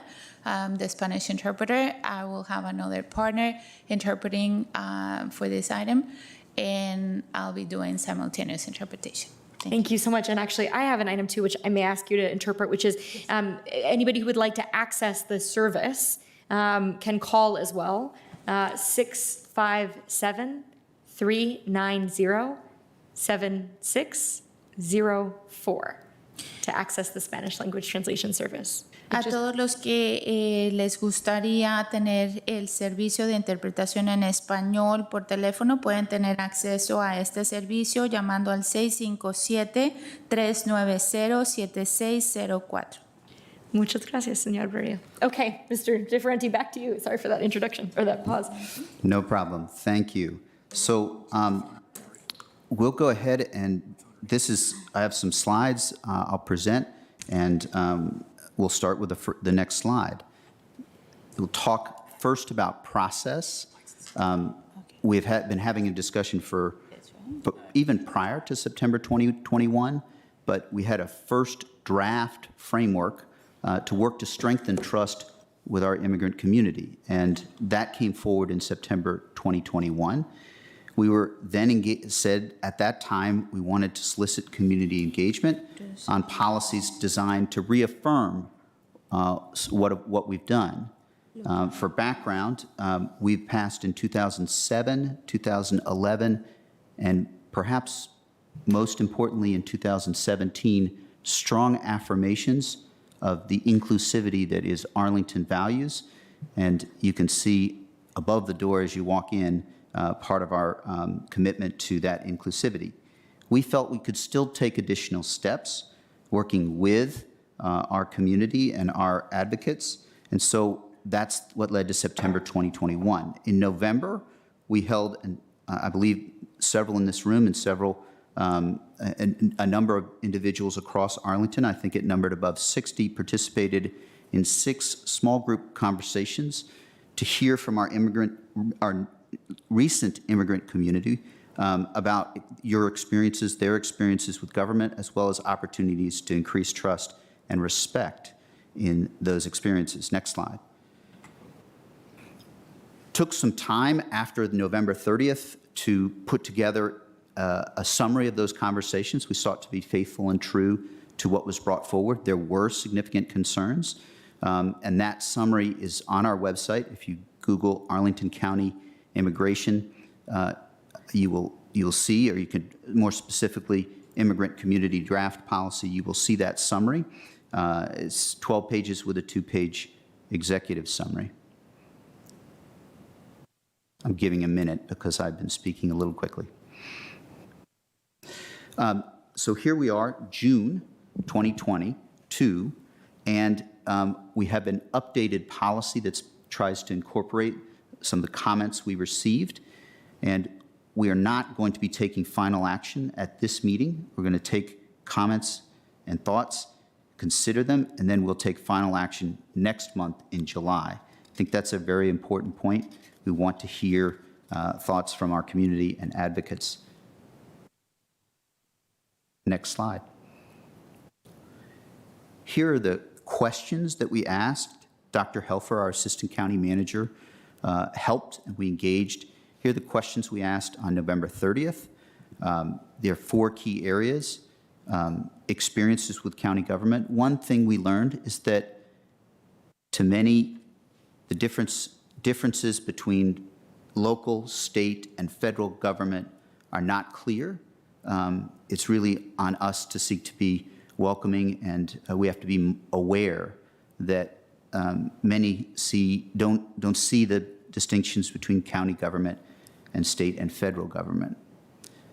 The next item there is experiences and applying for and accessing benefits. That is a key piece of what we've done. Preventing evictions has been central to what we've been trying to do during COVID, and we have been seeking to make sure that that housing conditions are strong as we can, and so that's the second piece. We talked about what it means to feel safe in Arlington. There's a difference between overall low crime rates and all communities feeling safe and comfortable in our community. And then the last, what next steps should we take? So those are the 4 questions from our November 30th listening session. Next slide when you're ready. Here are the themes. I covered the first bullet with respect to different levels of government. Having one negative experience can impact you for a long time. That's very much a concern. Cultural sensitivity is a crucial component of what it means to help serve all of our residents, and we're committed to continually improving that. There's difficulty in navigating services that we heard from several. It can be difficult when not as easy when you're on the phone talking to our Department of Human Services, and we've engaged there to seek to work on it. The second box below is about experiences accessing benefits or programs. In COVID, we took steps to be more flexible to try and meet the huge need that we were concerned about, but there still are steps that we can and need to take. So that's that slide, big picture. Next slide, Kendra, when you're ready. Ms. Jacobs. What it means to feel safe in Arlington.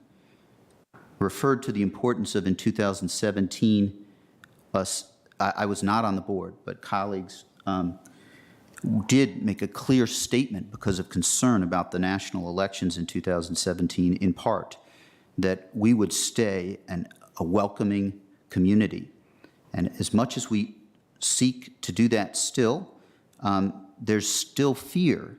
And that's concern about sharing information. And we know the abhorrent conditions that led to families being separated across the southern border and across the United States.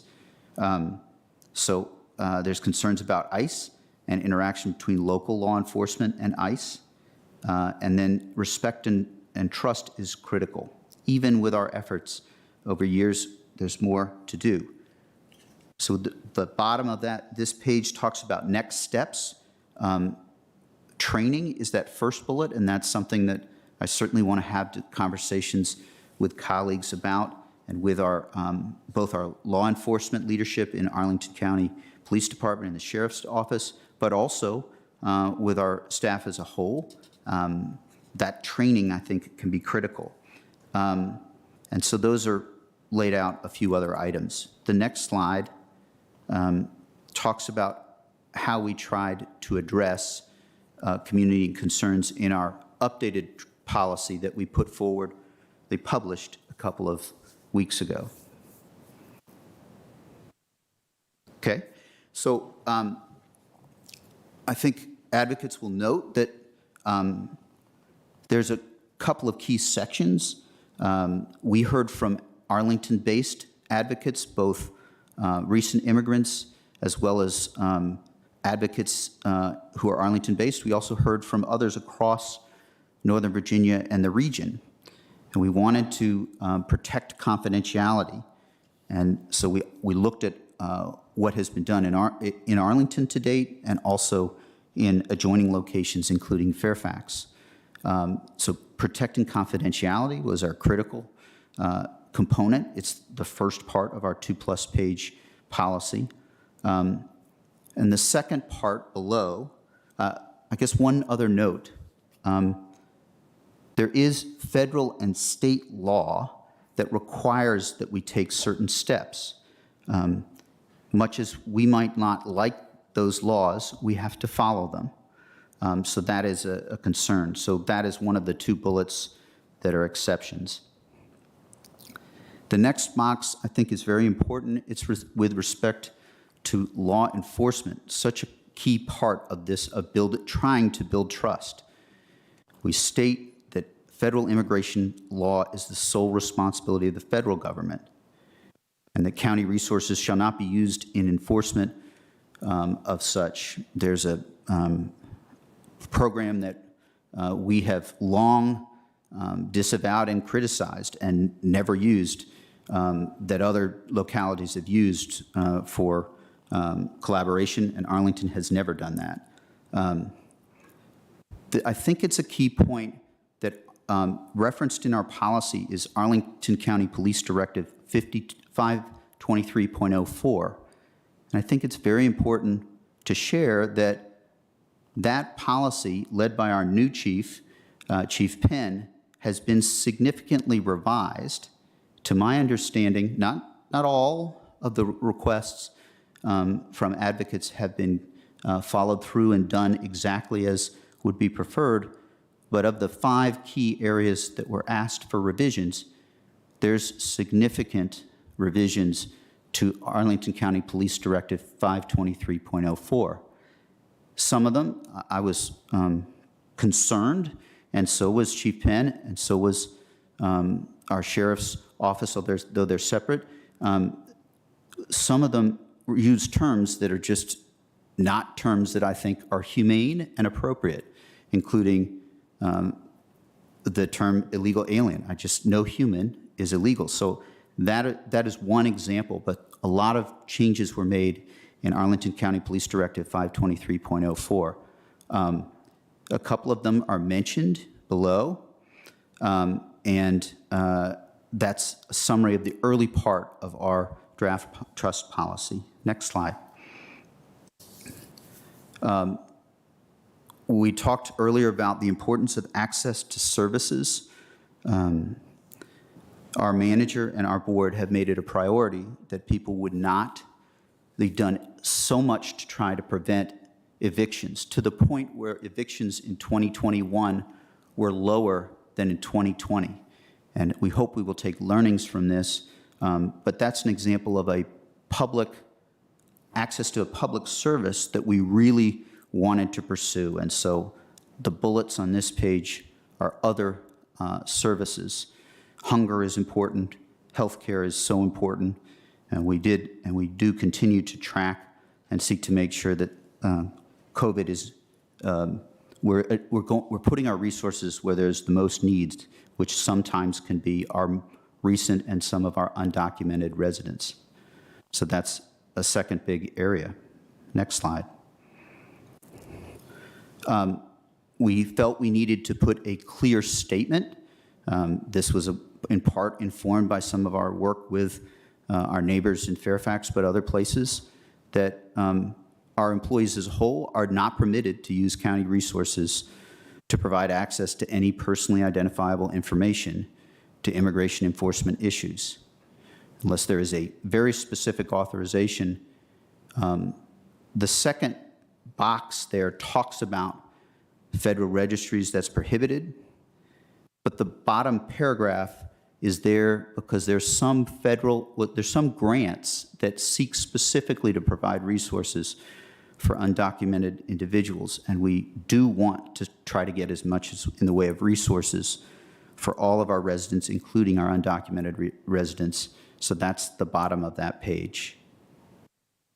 Next slide. Our law enforcement,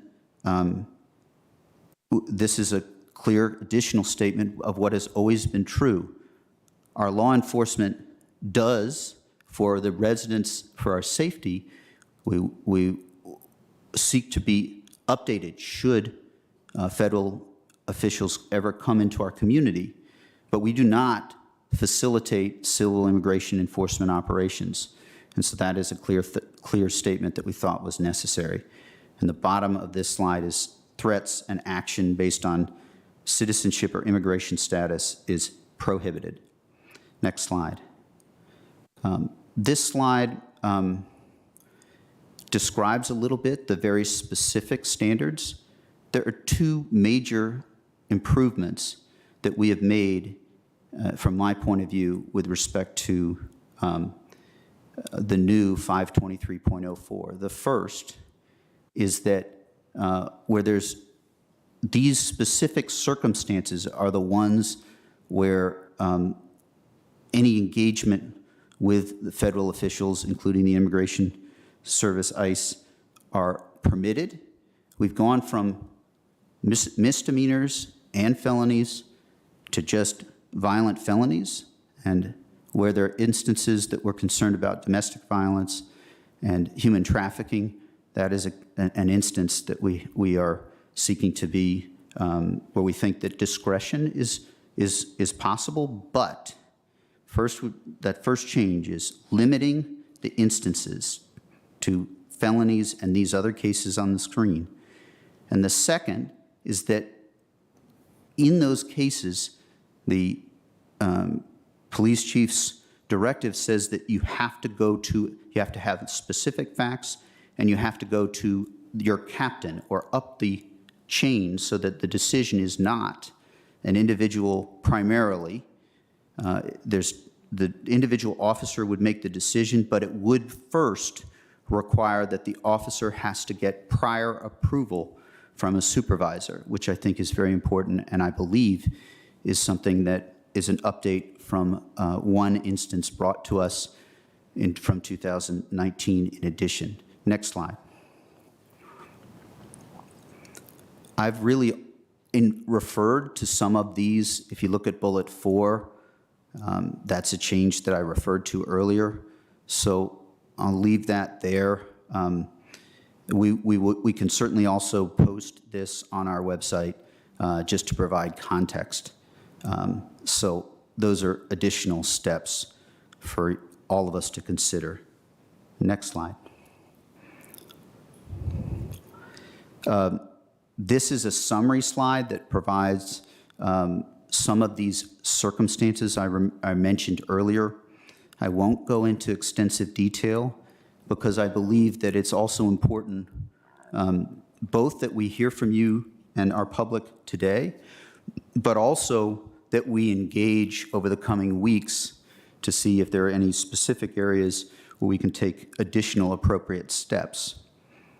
I think the 3 bullets towards the middle of this are most important, and I appreciate the change made by our, I guess, relatively new police chief. Now, a year and plus, you may feel as though that's not as new as we might think, because it's such a busy set of work. So that page, we can go on to the next slide. And I think I've talked plenty, and I'll give Mr. Dorsey a little bit of a chance to cover these and maybe describe a little bit our thinking as a board, and also Mr. Dorsey and I have gotten the chance to work on this specifically as to next steps, which I think are really important. So back to the chair or to Mr. Dorsey. Well, thank you, Mr. DeFerranti, and very much appreciate your work on this. So this has brought us to the step where we have language to put forth for the board and for the community to consider and to prepare to provide feedback on. So where we go from here is to take this draft document, hear from the community as to their initial reactions, whether there be praise, condemnation, suggestions for revisions, whatever it may be. And over the course of the next month, when we are prepared, to adopt a trust policy in July, feedback through any and all forms is welcome, so that we can perfect the document for the board's consideration next month. But really, this is just one step in what will be an ongoing process, and I want to stress that. This entire effort has been designed to, one, deal with a couple of key concerns that we heard through those community listening sessions, that there was a lack of connection to what Arlington County truly was about as it related to the ability for people from immigrant communities to connect with government. So one, we knew that even though we had these policies in various places, connecting them all was really paramount. And so that is a key element of the work that we need to do moving forward, making sure that our systems are less bureaucratic so that they're more accessible, not just to people who have a lack of trust or connection to government, but really it's to benefit everyone. We've also heard that our systems, with the various degrees, as Mr. DeFerranti noted, between federal and state and local programs, eligibility for participation and access to services is often very complicated. So there's ongoing work to make sure we can simplify and clarify and make that more accessible and attainable to people who might want to utilize them. And of course, participation in the public space is often considered risky. And so we have to proactively reduce that risk by not only sharing through policies such as these, but through ongoing engagement, the ways in which we invite people to participate and welcome people to participate in our community, so that we can, over time, reduce the perception that participating and getting involved is risky. Furthermore, ongoing will be significant needs to provide training opportunities within Arlington County government, certainly for this policy as it is adopted next month, but also as it relates to law enforcement, making sure that there is ongoing training about the relatively recently revised policies. This is not just something that the police department did in February and is going to not do. It's going to be a part of its ongoing curriculum for not only new officers, but refresher training for existing officers. We also have, for the very many people within our government who handle personally identifiable information, there will need to be extensive and ongoing training to make sure that this policy is adhered to. We also know that moving forward, there is the need to build relationships with groups and individuals, households, and families in our community. And this is where we're going to need the help of many groups who want to support marginalized communities, who want to support immigrant groups In an effort to build trust, we actually have to build relationships. So we encourage those groups to think about how they can create opportunities for the county to be involved and connect with individuals and families and groups who might otherwise be a little fearful, reluctant, or mistrustful of government. In order for there to be relationship building, it has to go two ways. So we are going to be looking for partners to help us in that work. And as it relates to our own outreach, we know that we have ongoing work to do. We've made great strides in the last few years in making sure that we provide greater language accessibility to non-English speakers, that we engage in outreach in different venues and different styles and formats that we have traditionally done before. Through our great work from Dr. Helfer and the public engagement team, we're constantly innovating new approaches, and we will continue to do that and invite people to give us feedback on what we can do in order to make sure our engagement is both effective and culturally sensitive.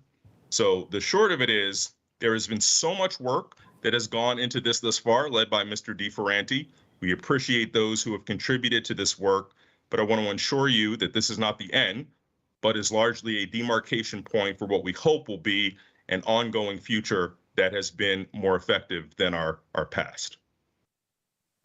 Thank you so much, Mr. Dorsey. I believe Mr. DeFerranti has a final comment before we move into public comments. Sure.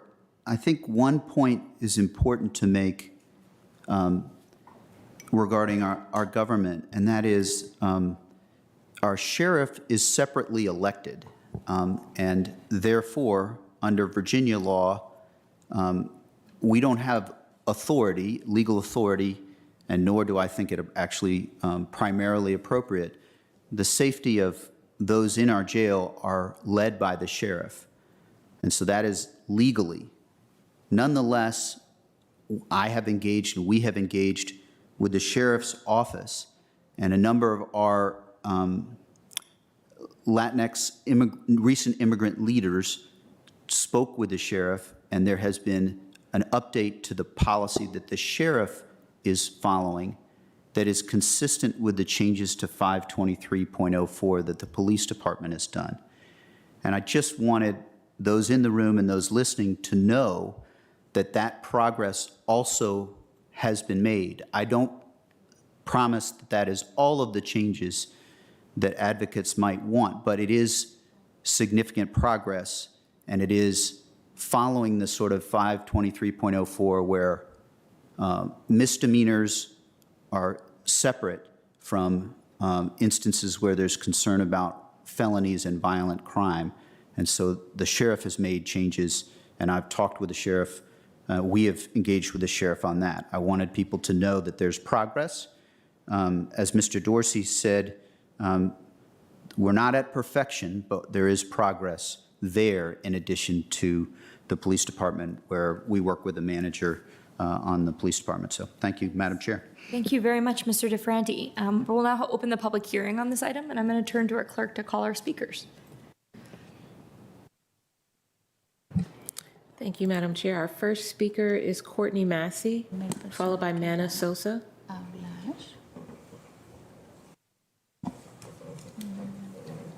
Welcome, Ms. Massey.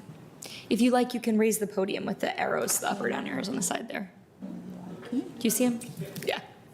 And just hit the button on the microphone there to turn it on. Thank you. Morning. Hi. I'm Courtney Massey. I'm here from Showing Up for Racial Justice, Surge, Northern Virginia, and the ICE Out of Arlington campaign.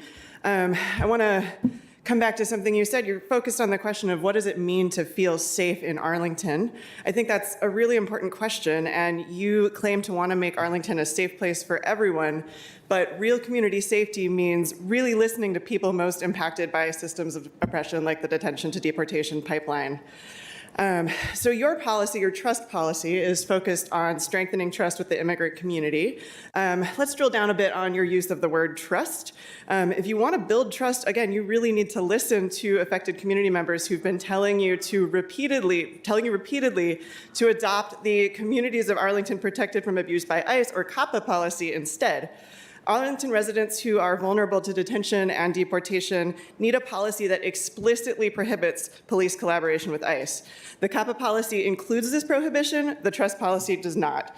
CAPA builds on Arlington County's draft framework, it offers a model for Arlington to adopt, and it will ensure that Arlington ceases any voluntary collaboration with federal immigration enforcement officials.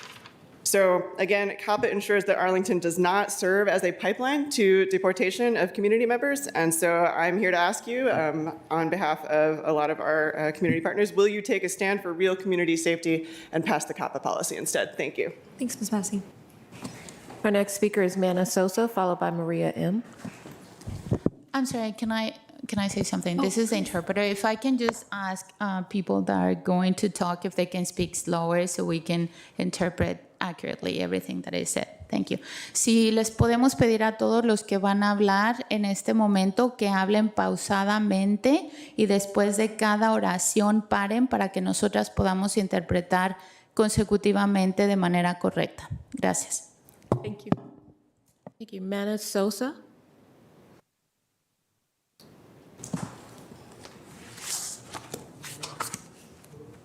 Muy buenos días a todo el personal. Mi nombre es María Sosa y yo vivo en Arlington y estoy acá apoyando a CAPA.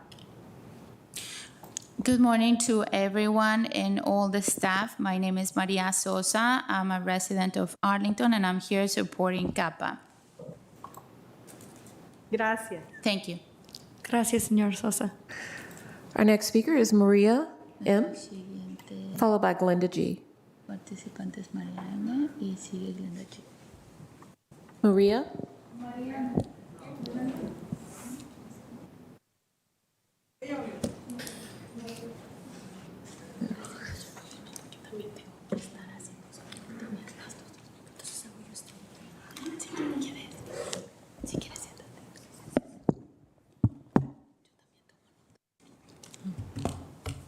Buenos días, mi nombre es María Elena Meléndez. Good morning, my name is Marilena Melendez. Arlington. Yo vengo a apoyo al de CAPA. I am here to support CAFA. Yo fui humillada. I was humiliated.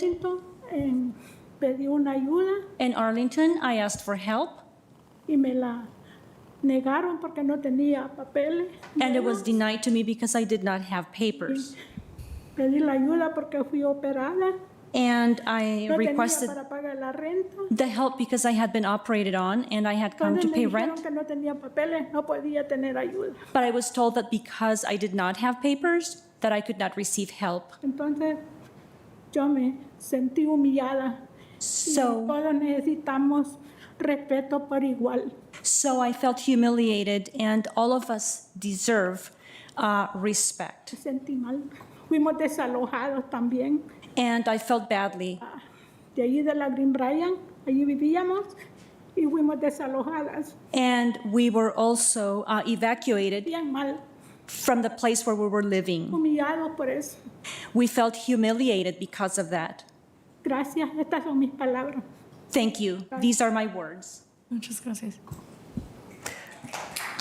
Our next speaker is Glenda G., followed by Eloise Cruz.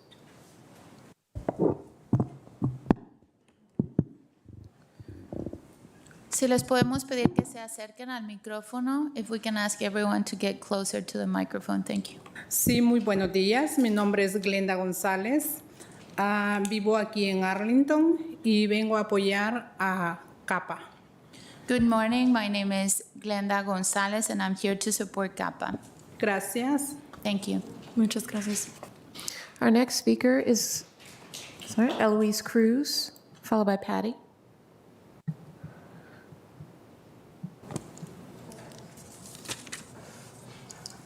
Buenos días a todos. Mi nombre es Eloísa Cruz. Good morning. My name is Eloisa Cruz. Soy residente de Arlington. I am an Arlington resident. Y de lo que voy a hablar es que nosotros no queremos tener conversaciones y tampoco negociar con la policía. And we do not have we do not want to have conversations or negotiate with the police.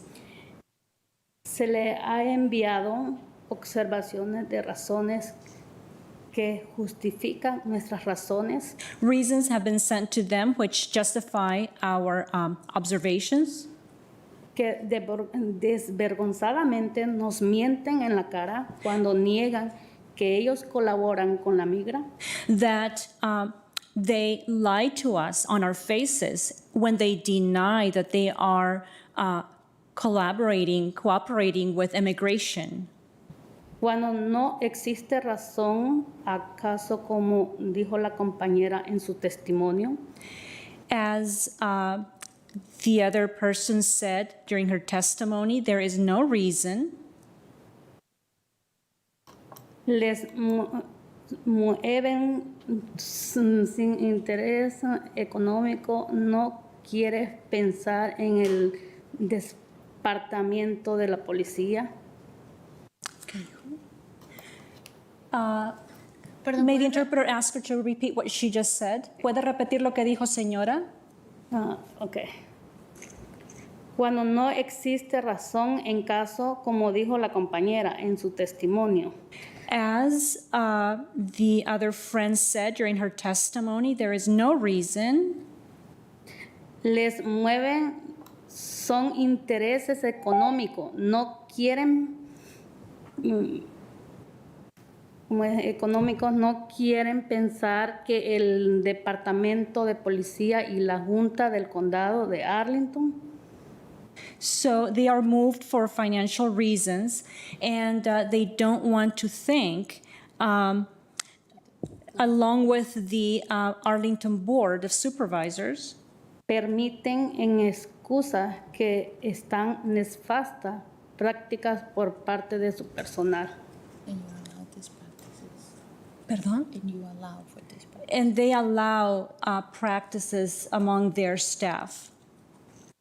Gracias. Thank you. Muchas gracias. Estoy colaborando. Thank you. These are my words. Gracias. Our next speaker is Patty, followed by Luis Tobar. I think it's Patty? Yep. Buenos días. Buenos días, mi nombre es Patricia Chinchilla, me conocen como Patty. Yo tengo años de vivir en Arlington, entonces yo vengo a apoyo de nuestra comunidad que está cansada de sentir miedo y del abuso y brutalidad policial. Good morning. My name is Patricia Chinchilla, known as Patty, and I've lived here in Arlington for years, and I'm here to support the community because we're tired of feeling afraid of the police, and we are tired of the abuse. Los orígenes clasistas y esclavistas de las fuerzas policiales de Estados Unidos. Also, the way of thinking of the police in regards to treating us like slaves. Desencadenada por los cambios en la noción y orden público. And also because of the notion of public safety. Repercuten y afectan a nuestras comunidades inmigrantes y de color. Affects our immigrant communities and people of color. Y necesitamos respeto porque todos valemos por igual. And we need respect because we're all equal. Y que la comunidad se sienta con esa confianza, no con ese miedo ni temor. The community needs to trust and do not need to feel afraid.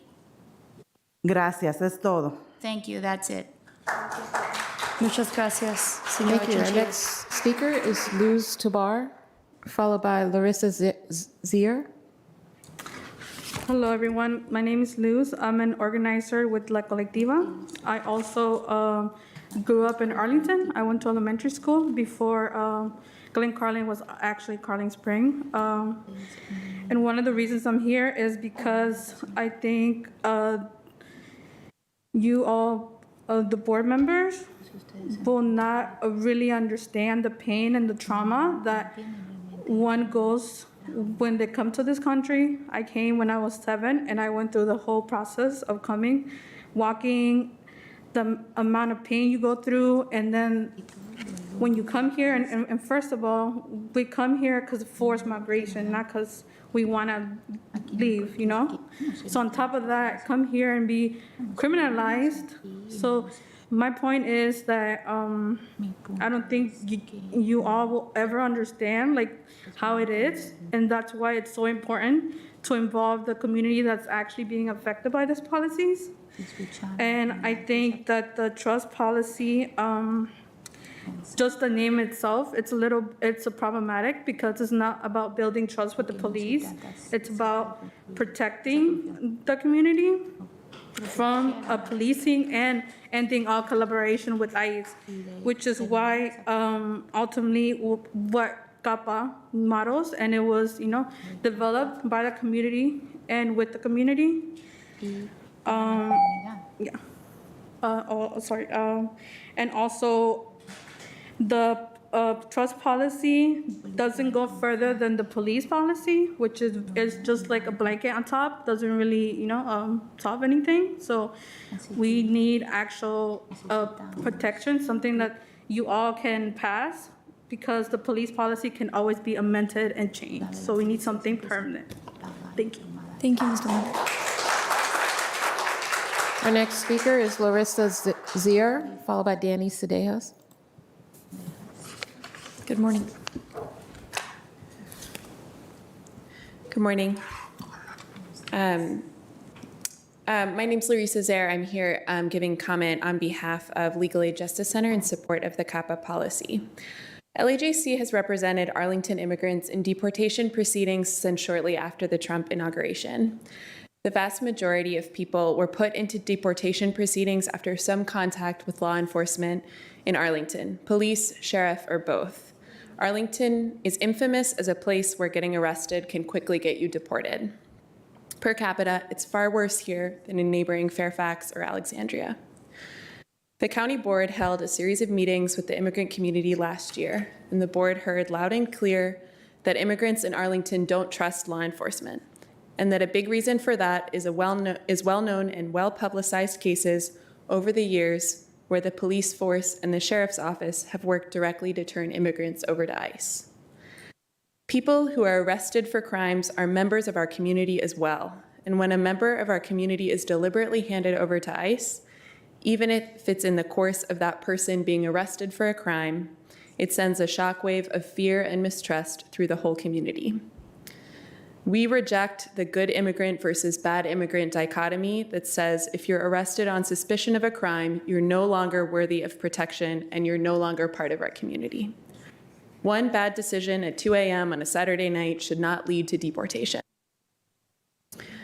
The county board started this process to put into place rules that would govern county employees and county functions. But the draft Trust Act that's been circulated doesn't impose any rules whatsoever on the police department. It simply defers to the police department's own rules. The Trust Act needs to be rewritten to prohibit all voluntary police collaboration with ICE, period, full stop. Unless it's required by federal law or a court order, don't do it. The county board also needs to use all of its powers of persuasion to get the sheriff's office to sign on and to stop turning immigrants over to ICE as well, or it'll be a gaping hole in the protections offered by any policy. As the ICE Out of Arlington Coalition engaged with community members in drafting the CAPA policy, it was clear that the immigrant community in Arlington County wants to not only trust the county, but also wants the county to trust and protect them. However, by permitting extensive and unnecessary cooperation with ICE, Arlington County is sending a clear message to the immigrant community that it does not trust them and it will not protect them from abusive and racist law enforcement. Thank you very much for your time and consideration of these points and for the opportunity to speak. Thank you. Our next speaker is Danny Sandejas, followed by Beatrice Mejia.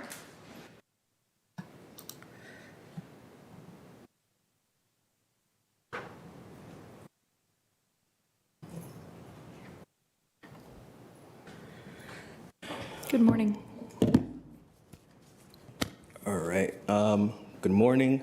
My name is Danny, and first off, I'd like to strongly encourage y'all to stop hiding behind your Latino advocate friends, because this campaign has been started by people who have been directly affected by that department's interaction with ICE, who have brought this issue forward to y'all, and y'all are over here talking to other people who haven't even been involved in this campaign from the jump, right? Talking to the sheriff when who knows, we haven't been invited or anything like that, right? So just a call to action there. Second thing, we also have hundreds more petitions in support of CAPA right here. Hundreds and hundreds of Arlington County residents in support of this policy that's been drafted by and with the community. And quick question, how many of y'all here have family members who are at risk of deportation right now, who have been arrested by ICE, who have been deported? None of you, right? So our families are affected, right? Or our people are. So solutions come from people who are closest to the problems, who are most directly affected, right? Solutions don't come from people sitting up in some pedestal, acting like they know what's right for our community. And we are here because we're fighting for protection, we're fighting for support, we're fighting for unity of our community. But y'all are here acting like, the presentation earlier threw me off, because it sounds like y'all are acting like this is some benevolent action that y'all have taken on your own. And you know it's not the case at all. I know Christian has some problems because we've come at y'all and said, we have community demands. Well, like Frederick Douglass said, power doesn't concede anything without a demand, right? And so, yes, these are community demands to incorporate real protections for our communities, for our families, and our loved ones. The facts are that Arlington County Police does collaborate with ICE.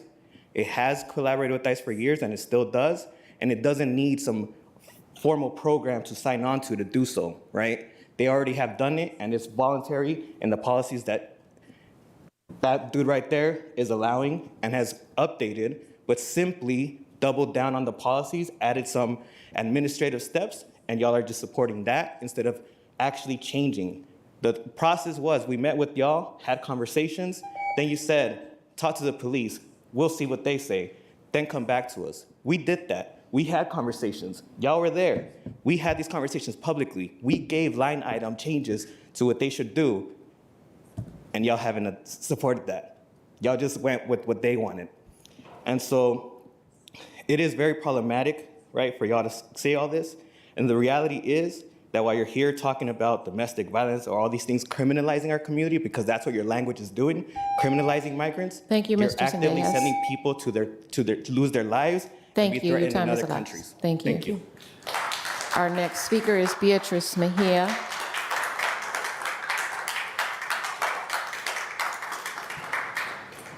Good morning, Ms. Mejia. Buenos días a todos. Yo soy Beatrice Mejia, organizadora con la colectiva y también residente de Arlington por los últimos 8 años. Good morning. My name is Beatrice Mejia, and I'm here with La Colectiva, and I've been a resident of Arlington for 8 years. Parte del trabajo con la comunidad es escucharlos, es acercarse, y nos hemos dado cuenta que la gente tiene miedo de venir, exponer y denunciar los abusos que viven en la ciudad. And part of working with the community is listening to them, and we have noticed that the community, they're afraid of basically reporting the abuse that they live in their daily lives. Y yo entiendo perfectamente eso porque también he sido víctima de abuso, víctima de violencia verbal e incluso de género. And I understand that because I've been a victim of abuse, violence, and abuse of gender. Y eso sucedió el año pasado en una actividad donde estaban oficiales de la policía y fue un oficial de la policía quien me alzó la voz, y al ver que yo no paré y no tuve miedo de seguir hablando, se descontroló. And that happened to me last year when I was participating in an activity with the police, and a police officer yelled at me, and when he noticed that I wasn't afraid of him and I continued talking, he was in shock. Si eso lo hizo estando sus jefes, habiendo más comunidad y que pudieron escuchar y ver su reacción, ¿qué no hacen cuando nadie los ve? ¿Qué no hacen cuando la gente se siente humillada porque no habla inglés, porque es latino, porque es de color?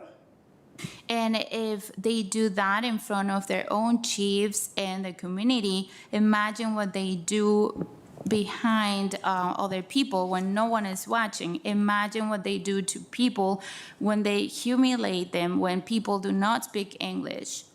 Sabemos que cuando la policía arresta a un inmigrante y lo lleva a la cárcel, esperan 48 horas y en ese lapso llaman a inmigración. Si ellos no tienen papeles, inmigración puede venir y llevarlos y ponerlos en un proceso de deportación. So we know that when the police arrest immigrants, they send them to jail, and 48 hours they call immigration, and if they don't have any papers, then immigration can take them and start the deportation procedures. Y esto desenlaza en traumas para las personas, para sus hijos, para la familia y también afecta a la comunidad. And this creates trauma not only for their children, but for the whole family and the community. Son traumas que nadie está dispuesto a responder por ellos y que van a cargar toda su vida, que hacen un cambio en la vida de sus hijos que son ciudadanos americanos. And this is trauma, and no one is going to help them with that, because this will change their lives forever, the lives of their own kids, and this is going to affect these American citizens that are their own kids. Y como estos ejemplos puedo dar muchísimos. La gente habla con confianza y dice, yo soy abusada por parte de la policía. Sé de una muchacha que está incluso en terapias ahorita y dice, no quiero ver a la policía, no quiero saber porque tiene miedo. And this is just an example, but I know of many examples like this in which people do not trust the police because they've been abused by them. And I know a woman that is in therapy right now, and she doesn't even want to see or look at the police anymore because she's very afraid of them. Nosotros hemos traído la póliza de capa, que se ha trabajado con una organización legales, con la comunidad, de la comunidad y al servicio de la comunidad. And we have been working with legal organizations to create this CAPA policy. We have worked with the community, and this policy is created by the community and for the community. Toda la póliza está basada habiendo revisando cada póliza de los departamentos del condado.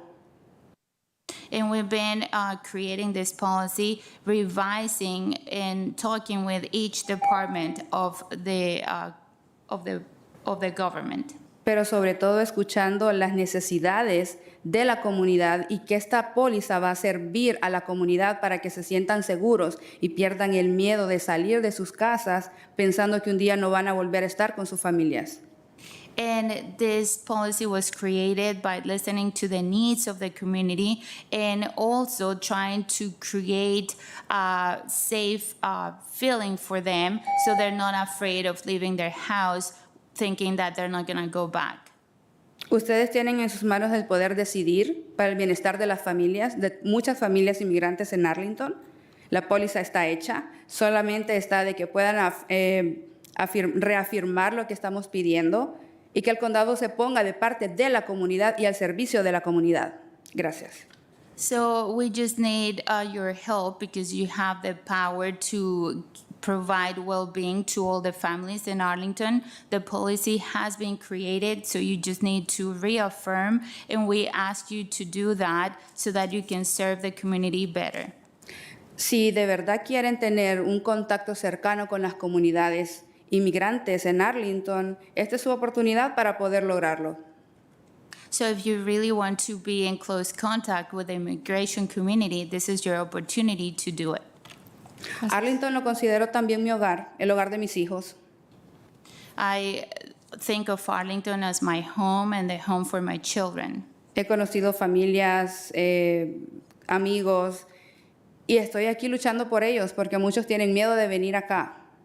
And I've known several families here, and I have many friends, and I'm fighting for them, and I'm here for them because they're afraid of coming here. Y en algún momento también sentí miedo, pero sé que tengo a la comunidad que me está respaldando y no tengo miedo de estar acá diciendo lo que estoy diciendo. I've also felt afraid, but not today because I'm supported by the community here, so I do not feel afraid of talking in front of you. Nuestras comunidades están siendo tan desprotegidas desde hace mucho tiempo y necesitamos que hagan cambios reales. Necesitamos que se involucren y escuchen a estas comunidades que no tienen los privilegios, que tienen gente que es ciudadana, que tiene años de estar acá, que no pasa por las situaciones que nosotros vivimos. So I just ask you to support the community because they haven't been protected for years, and we need real changes. You need to listen to the community that are not protected, that do not have any privileges, and it's not the same to listen to citizens that do not go through the same things that we do. Mucha de nuestra comunidad cuando llega a solicitar servicios al condado es prácticamente maltratada por el personal. Hay una serie de requisitos que son realmente absurdos. And Ms. Mejia, if you could just start to wrap up, I just gave you a little more time for the earlier translation. Okay. Cuando nuestra comunidad llega a solicitar servicios al departamento del social, cuando llegan a solicitar beneficios o recursos para poder aliviar alivios de renta, estampillas y todos los servicios que pueden acceder.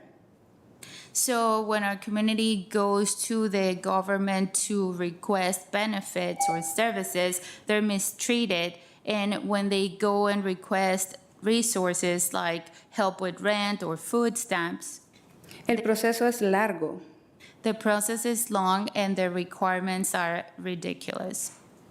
El proceso es largo y aparte siempre tienen una respuesta negativa, la gente se desmotiva y es la razón por la que no llegan a solicitar las ayudas que sí les corresponden. And the process is long and they always get negative answers, so they don't feel motivated to request the help that they deserve. Gracias. Thank you, Ms. Mejia. Gracias. Thank you.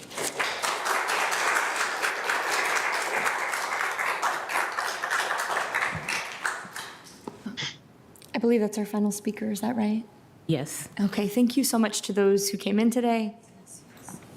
We very much appreciate hearing from you. As Mr. DeFerenti noted about the process by which this policy has been developed, the purpose of today was to do a public hearing now that the draft is circulated. And we will continue to work for the next 4 weeks until our July meeting, at which time the county board will consider adoption of a policy. I appreciate, and I think I speak on behalf of all of us in saying that we are glad for your comments. I think it is clear that they are very focused on public safety, the relationship with the police and the sheriff's department in particular.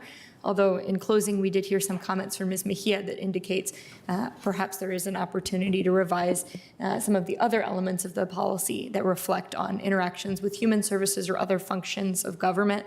I think it's clear that the majority, or if not nearly all of the feedback we've received has been about public safety, policing, and sheriff. So we appreciate your focusing on those issues and your sharing those perspectives with us. Mr. Dorsey, did you want to comment or make a motion regarding the public hearing?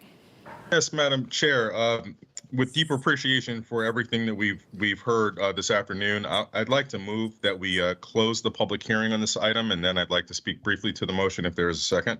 Second. That's been seconded by Mr. DeFerenti. So thank you, Madam Chair.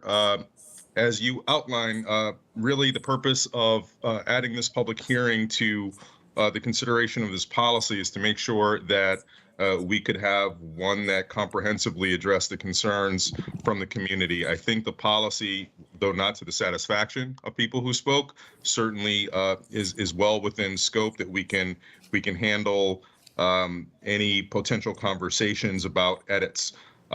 With that, I would like to ask, there's one principal thing that I heard from Ms. Zaire from the Legal Aid Justice Center today, and I want to just invite everyone in the community to recognize how we should use the next 4 weeks.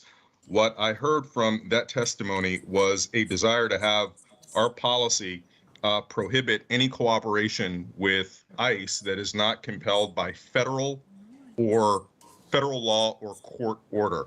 And I think one of the principal things that underpins this policy is a desire to be truthful with the community. It's an essential element of trust to be truthful. And I'd like to understand how Ms. Zare would interpret Arlington's requirement to follow Commonwealth of Virginia law as part of that federal and court order hierarchy. So over the next 4 weeks, there are going to be opportunities, whether it be in writing, availing ourselves of Open Door Monday, or just creating other conversations with board members for people to propose the suggestions and recommendations for changing the draft of the policy. We hear very clearly that people would like for us to just entirely substitute the work that we've done and adopt what has been developed and has been described as the COPPA policy. So we hear that feedback. If there are any other ways in which to address the concerns, we invite people to engage with us through the many forums that we have in order to consider that for next month. Sorry to be long-winded. No, that's fine. Thank you so much, Mr. Dorsey. And we will have, again, opportunity for board dialogue, more extended dialogue from the dais at our July meeting. So if you're not hearing that discussion among the board members, today was about hearing from the community in a public hearing. And we'll have that discussion in a public forum among the board members in July. Ms. Garvey? Yeah, thank you. I want to just kind of echo what both my colleagues have said. I appreciate, the information about, Department of Human Services and issues that we're having there, as well as with the police. And I would like to second Mr. Dorsey's request, because the one thing I would really appreciate from folks is letting us know exactly how this particular policy is cooperating with ICE unnecessarily. I think we are trying very hard to not support ICE in any way that's not required by law. So if there was some specifics that could be shared in writing, probably is really helpful, because we're sort of down to legalese. That would be very helpful. So, and I thank everybody for coming today. And Mr. DeFrenti, would you like final word? Or I'm sorry, Mr. DeFrenti, then Mr. Carantonis. The final thoughts. Sure. Oh, sorry. No, Mr. DeFrenti started first. I'll just kind of offer a couple of thoughts on the specifics that folks have raised today. First, with respect to CAPA, that is an area, we looked at that, and there are some differences between Arlington form of government and Fairfax's. And I know that the policy, the CAPA policy, was separately adopted and engaged in a process, but some of those differences are what led to differences between the trust policy and the CAPA policy, because Arlington's form of government is different. I really do hope that as many of you as possible will seek us out in individual conversations to make, to suggest edits that would be appropriate. I do think there are a couple of areas of opportunity, and so that's on the CAPA. We're also in receipt of the letter that the Legal Aid Justice Center, La Colectiva, and National Immigration Project of the National Lawyers Guild have shared, and that's something that there are a number of paragraphs in here that I'd like to work on a little bit more, and training is a piece of that. More broadly, the word that we kept hearing in a number of your comments was no miedo, or fear, and that is the purpose behind what we're trying to do. And I cannot stand in the shoes of those who have experienced that fear, but we are doing our level best to seek to address it, and I think there have been some changes that I hope reflect some of that, but we'll engage further over the coming 4 weeks. I do think, we have, I do want to just ask if for sort of oversight and engagement, I would like to ask one question of the police chief. If you could speak, Chief Penn, a little bit to the engagement of small steps, but some of the things you've done to seek to change the tone since you've, or engaging since you've become chief. I think I noticed I believe Officer Montoya has had some progress as he's engaged, and you as a whole. And these are small, but I believe important steps. I noticed that in addition to coffee with the police, there's pupusas with the police, which is a small step. But I think if you could speak briefly to those steps that you're trying to take to engage with our community. Sure, thank you. When I was appointed chief, one of the things that was incredibly important to me was to, make sure that we're operating within best practices, but also within the expectations of the community that we serve.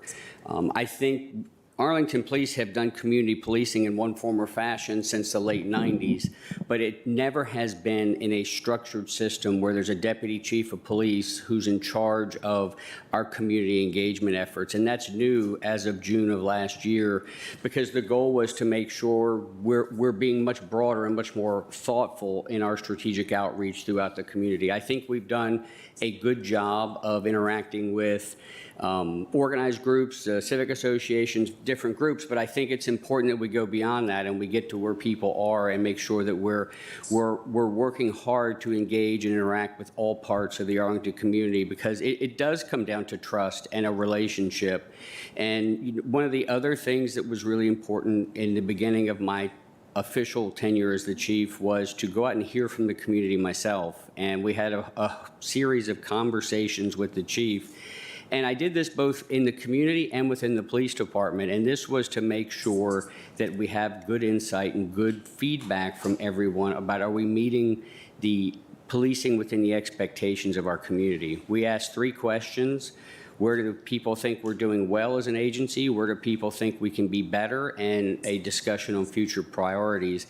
We will continue these conversations because that work is never done, but having a structured system where we have a division and an executive level position that the entire focus is to make sure that we're engaging throughout the entirety of the Arlington community, to have the conversations, to build the trust where we can and develop the relationships is incredibly important. I mean, one of the steps you mentioned, Corporal Montoya, in, I think it was October of last year, we, for the first time ever, created a Latino liaison officer, and that is specifically focused at continuing the conversations, building the trust, and our overall engagement efforts. And we will continue to work as hard as we can to make sure that we are engaging with every part of this community. Thank you, Chief Penn, and appreciate it very much. So I think that's helpful. From my perspective, I'll just say that I think that is the effort there, and the new department is an indication of some change that has occurred since 2019, and that is a step. And so I think I've added a lot. I'll last just say that the next steps are, as far as our Latino Latinx community, we have engaged a fair bit with some of the members of ASHPA, the South Arlington Parents Association, and we are mindful that residents of Arlington who speak here have additional perspectives, and we are listening. And so it is in those specific conversations for further progress that I might hope to see if we can make additional steps over the coming 3 to 4 weeks. Thanks, Madam Chair. Thank you. Mr. Carantonis. Just briefly, Madam Chair, thank you for everybody for being here today. And Mr. Tefrant and Mr. Dorsey, thank you for all the work that went into that and already in the prelude to this text that you have provided and proposed as a policy. I made many notes of what we heard today, and we heard across the process. I have to say, to Mr. Dorsey's comment, to me, a critical word is, what do we do about making sure that there is no voluntary engagement with federal immigration? What do we do to make that possible? So that we're very clear that we abide by the laws of the country, the federal laws, but we don't voluntarily expose our residents to any federal immigration enforcement, and of course to the stress that is and the fear that is associated with that. To me, trust and protection go together, and so we need to see what are the protective elements of this policy, as well as what are the trust-building elements of this policy. For me, it is very important also to see what other we are also in the process of criminal justice reform. Part of that was our decision to have a community oversight board for our law enforcement. I heard here about the fear of denouncing, of having a space of confidence where when something wrong happens for the community of immigrants affected, of the community of our residents affected, to be able to step forward and denounce and being able to voice their concerns. The Community Oversight Board is, to me, also an interesting part of all this, and I would like to investigate that, as well as the dynamics of defining and changing the ACPD Directive 523.04. That said, I'm looking forward to the next weeks for thorough conversation on this and final, and hopefully we will get to a very good end with this trust policy. Thank you, Mr. Carantones. For my part, I wanted to emphasize two things. First is to follow up on Mr. Carantones' point about the Community Oversight Board. We've talked a lot, heard a lot about policy. We've also heard about individual interactions people have had with officers that made them feel disrespected, for example. This is the function of our Community Oversight Board, to investigate instances of misconduct, for community members to be able to come forward and speak to other Arlingtonians whose life experiences might better resemble their own, who might speak your language literally or figuratively, and to be able to investigate those instances. So you're not just reliant on the county board or the department to investigate itself. And I think that is the potential that we hope the Community Oversight Board will bring for those individual instances. With regard to matters of policy, I'm going to very respectfully disagree with my colleagues who've suggested that there is a need for more engagement or more specifics. This group of folks have been very specific. You have engaged very extensively with the policy you would like to see advanced.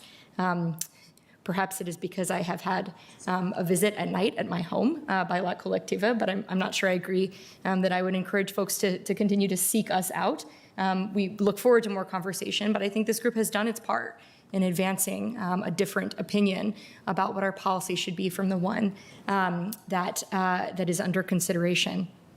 I will say, for me, I think that we have a very clear distinction, which is when it comes to public safety and police practices, the distinction of the question is there a blanket ban from all communication with ICE, or are there exceptions for violent felonies and human trafficking? I think you've done a lot of really good work to sort of narrow the focus. Our community has helped us narrow that focus, and I think that is the question before us to wrestle with. I would disagree that this is a good immigrant versus bad immigrant narrative. I think the individual who advanced that, that is a really deleterious way to think about this, and I don't think that's how anybody's thinking about it. For me, the question is the balance between the freedom of every community member to live free from fear of police and of being victimized, and that is what we're trying to balance here. But I appreciate those coming in. I know the conversation will continue. I didn't mean to indicate that should be precluded, but I do want to respect the work that has been done to date to be very specific about what the objections are. So with that, I think we are ready for a vote on the motion to close the public hearing. Madam Chair, I'll seek to take a risk. The tenor and tone of our conversation on this topic seems so fundamentally different from the tenor and tone of public comment that I just would like to sort of endorse and thank that tone of this conversation. So well put. Thank you. Yeah, I appreciate the respect, and we are here to hear as many comments, and so I really appreciate everyone's coming forth to do that. All right, I think we are ready for a vote on that motion to close the public comment period again, not a vote on the policy, but just on the ending the public comment period formally in front of this board, hardly ending the engagement that will take place over the next few weeks. So without further ado, all those in favor of Mr. Dorsey's motion, please say aye. Aye. Any opposed? All right, that carries unanimously. Thank you again. We'll see you in July for that conversation. Madam Clerk, is there anything else to come before the county board? No. All right, with that, we are adjourned until our recess meeting on Tuesday at 3 p.m. Thank you.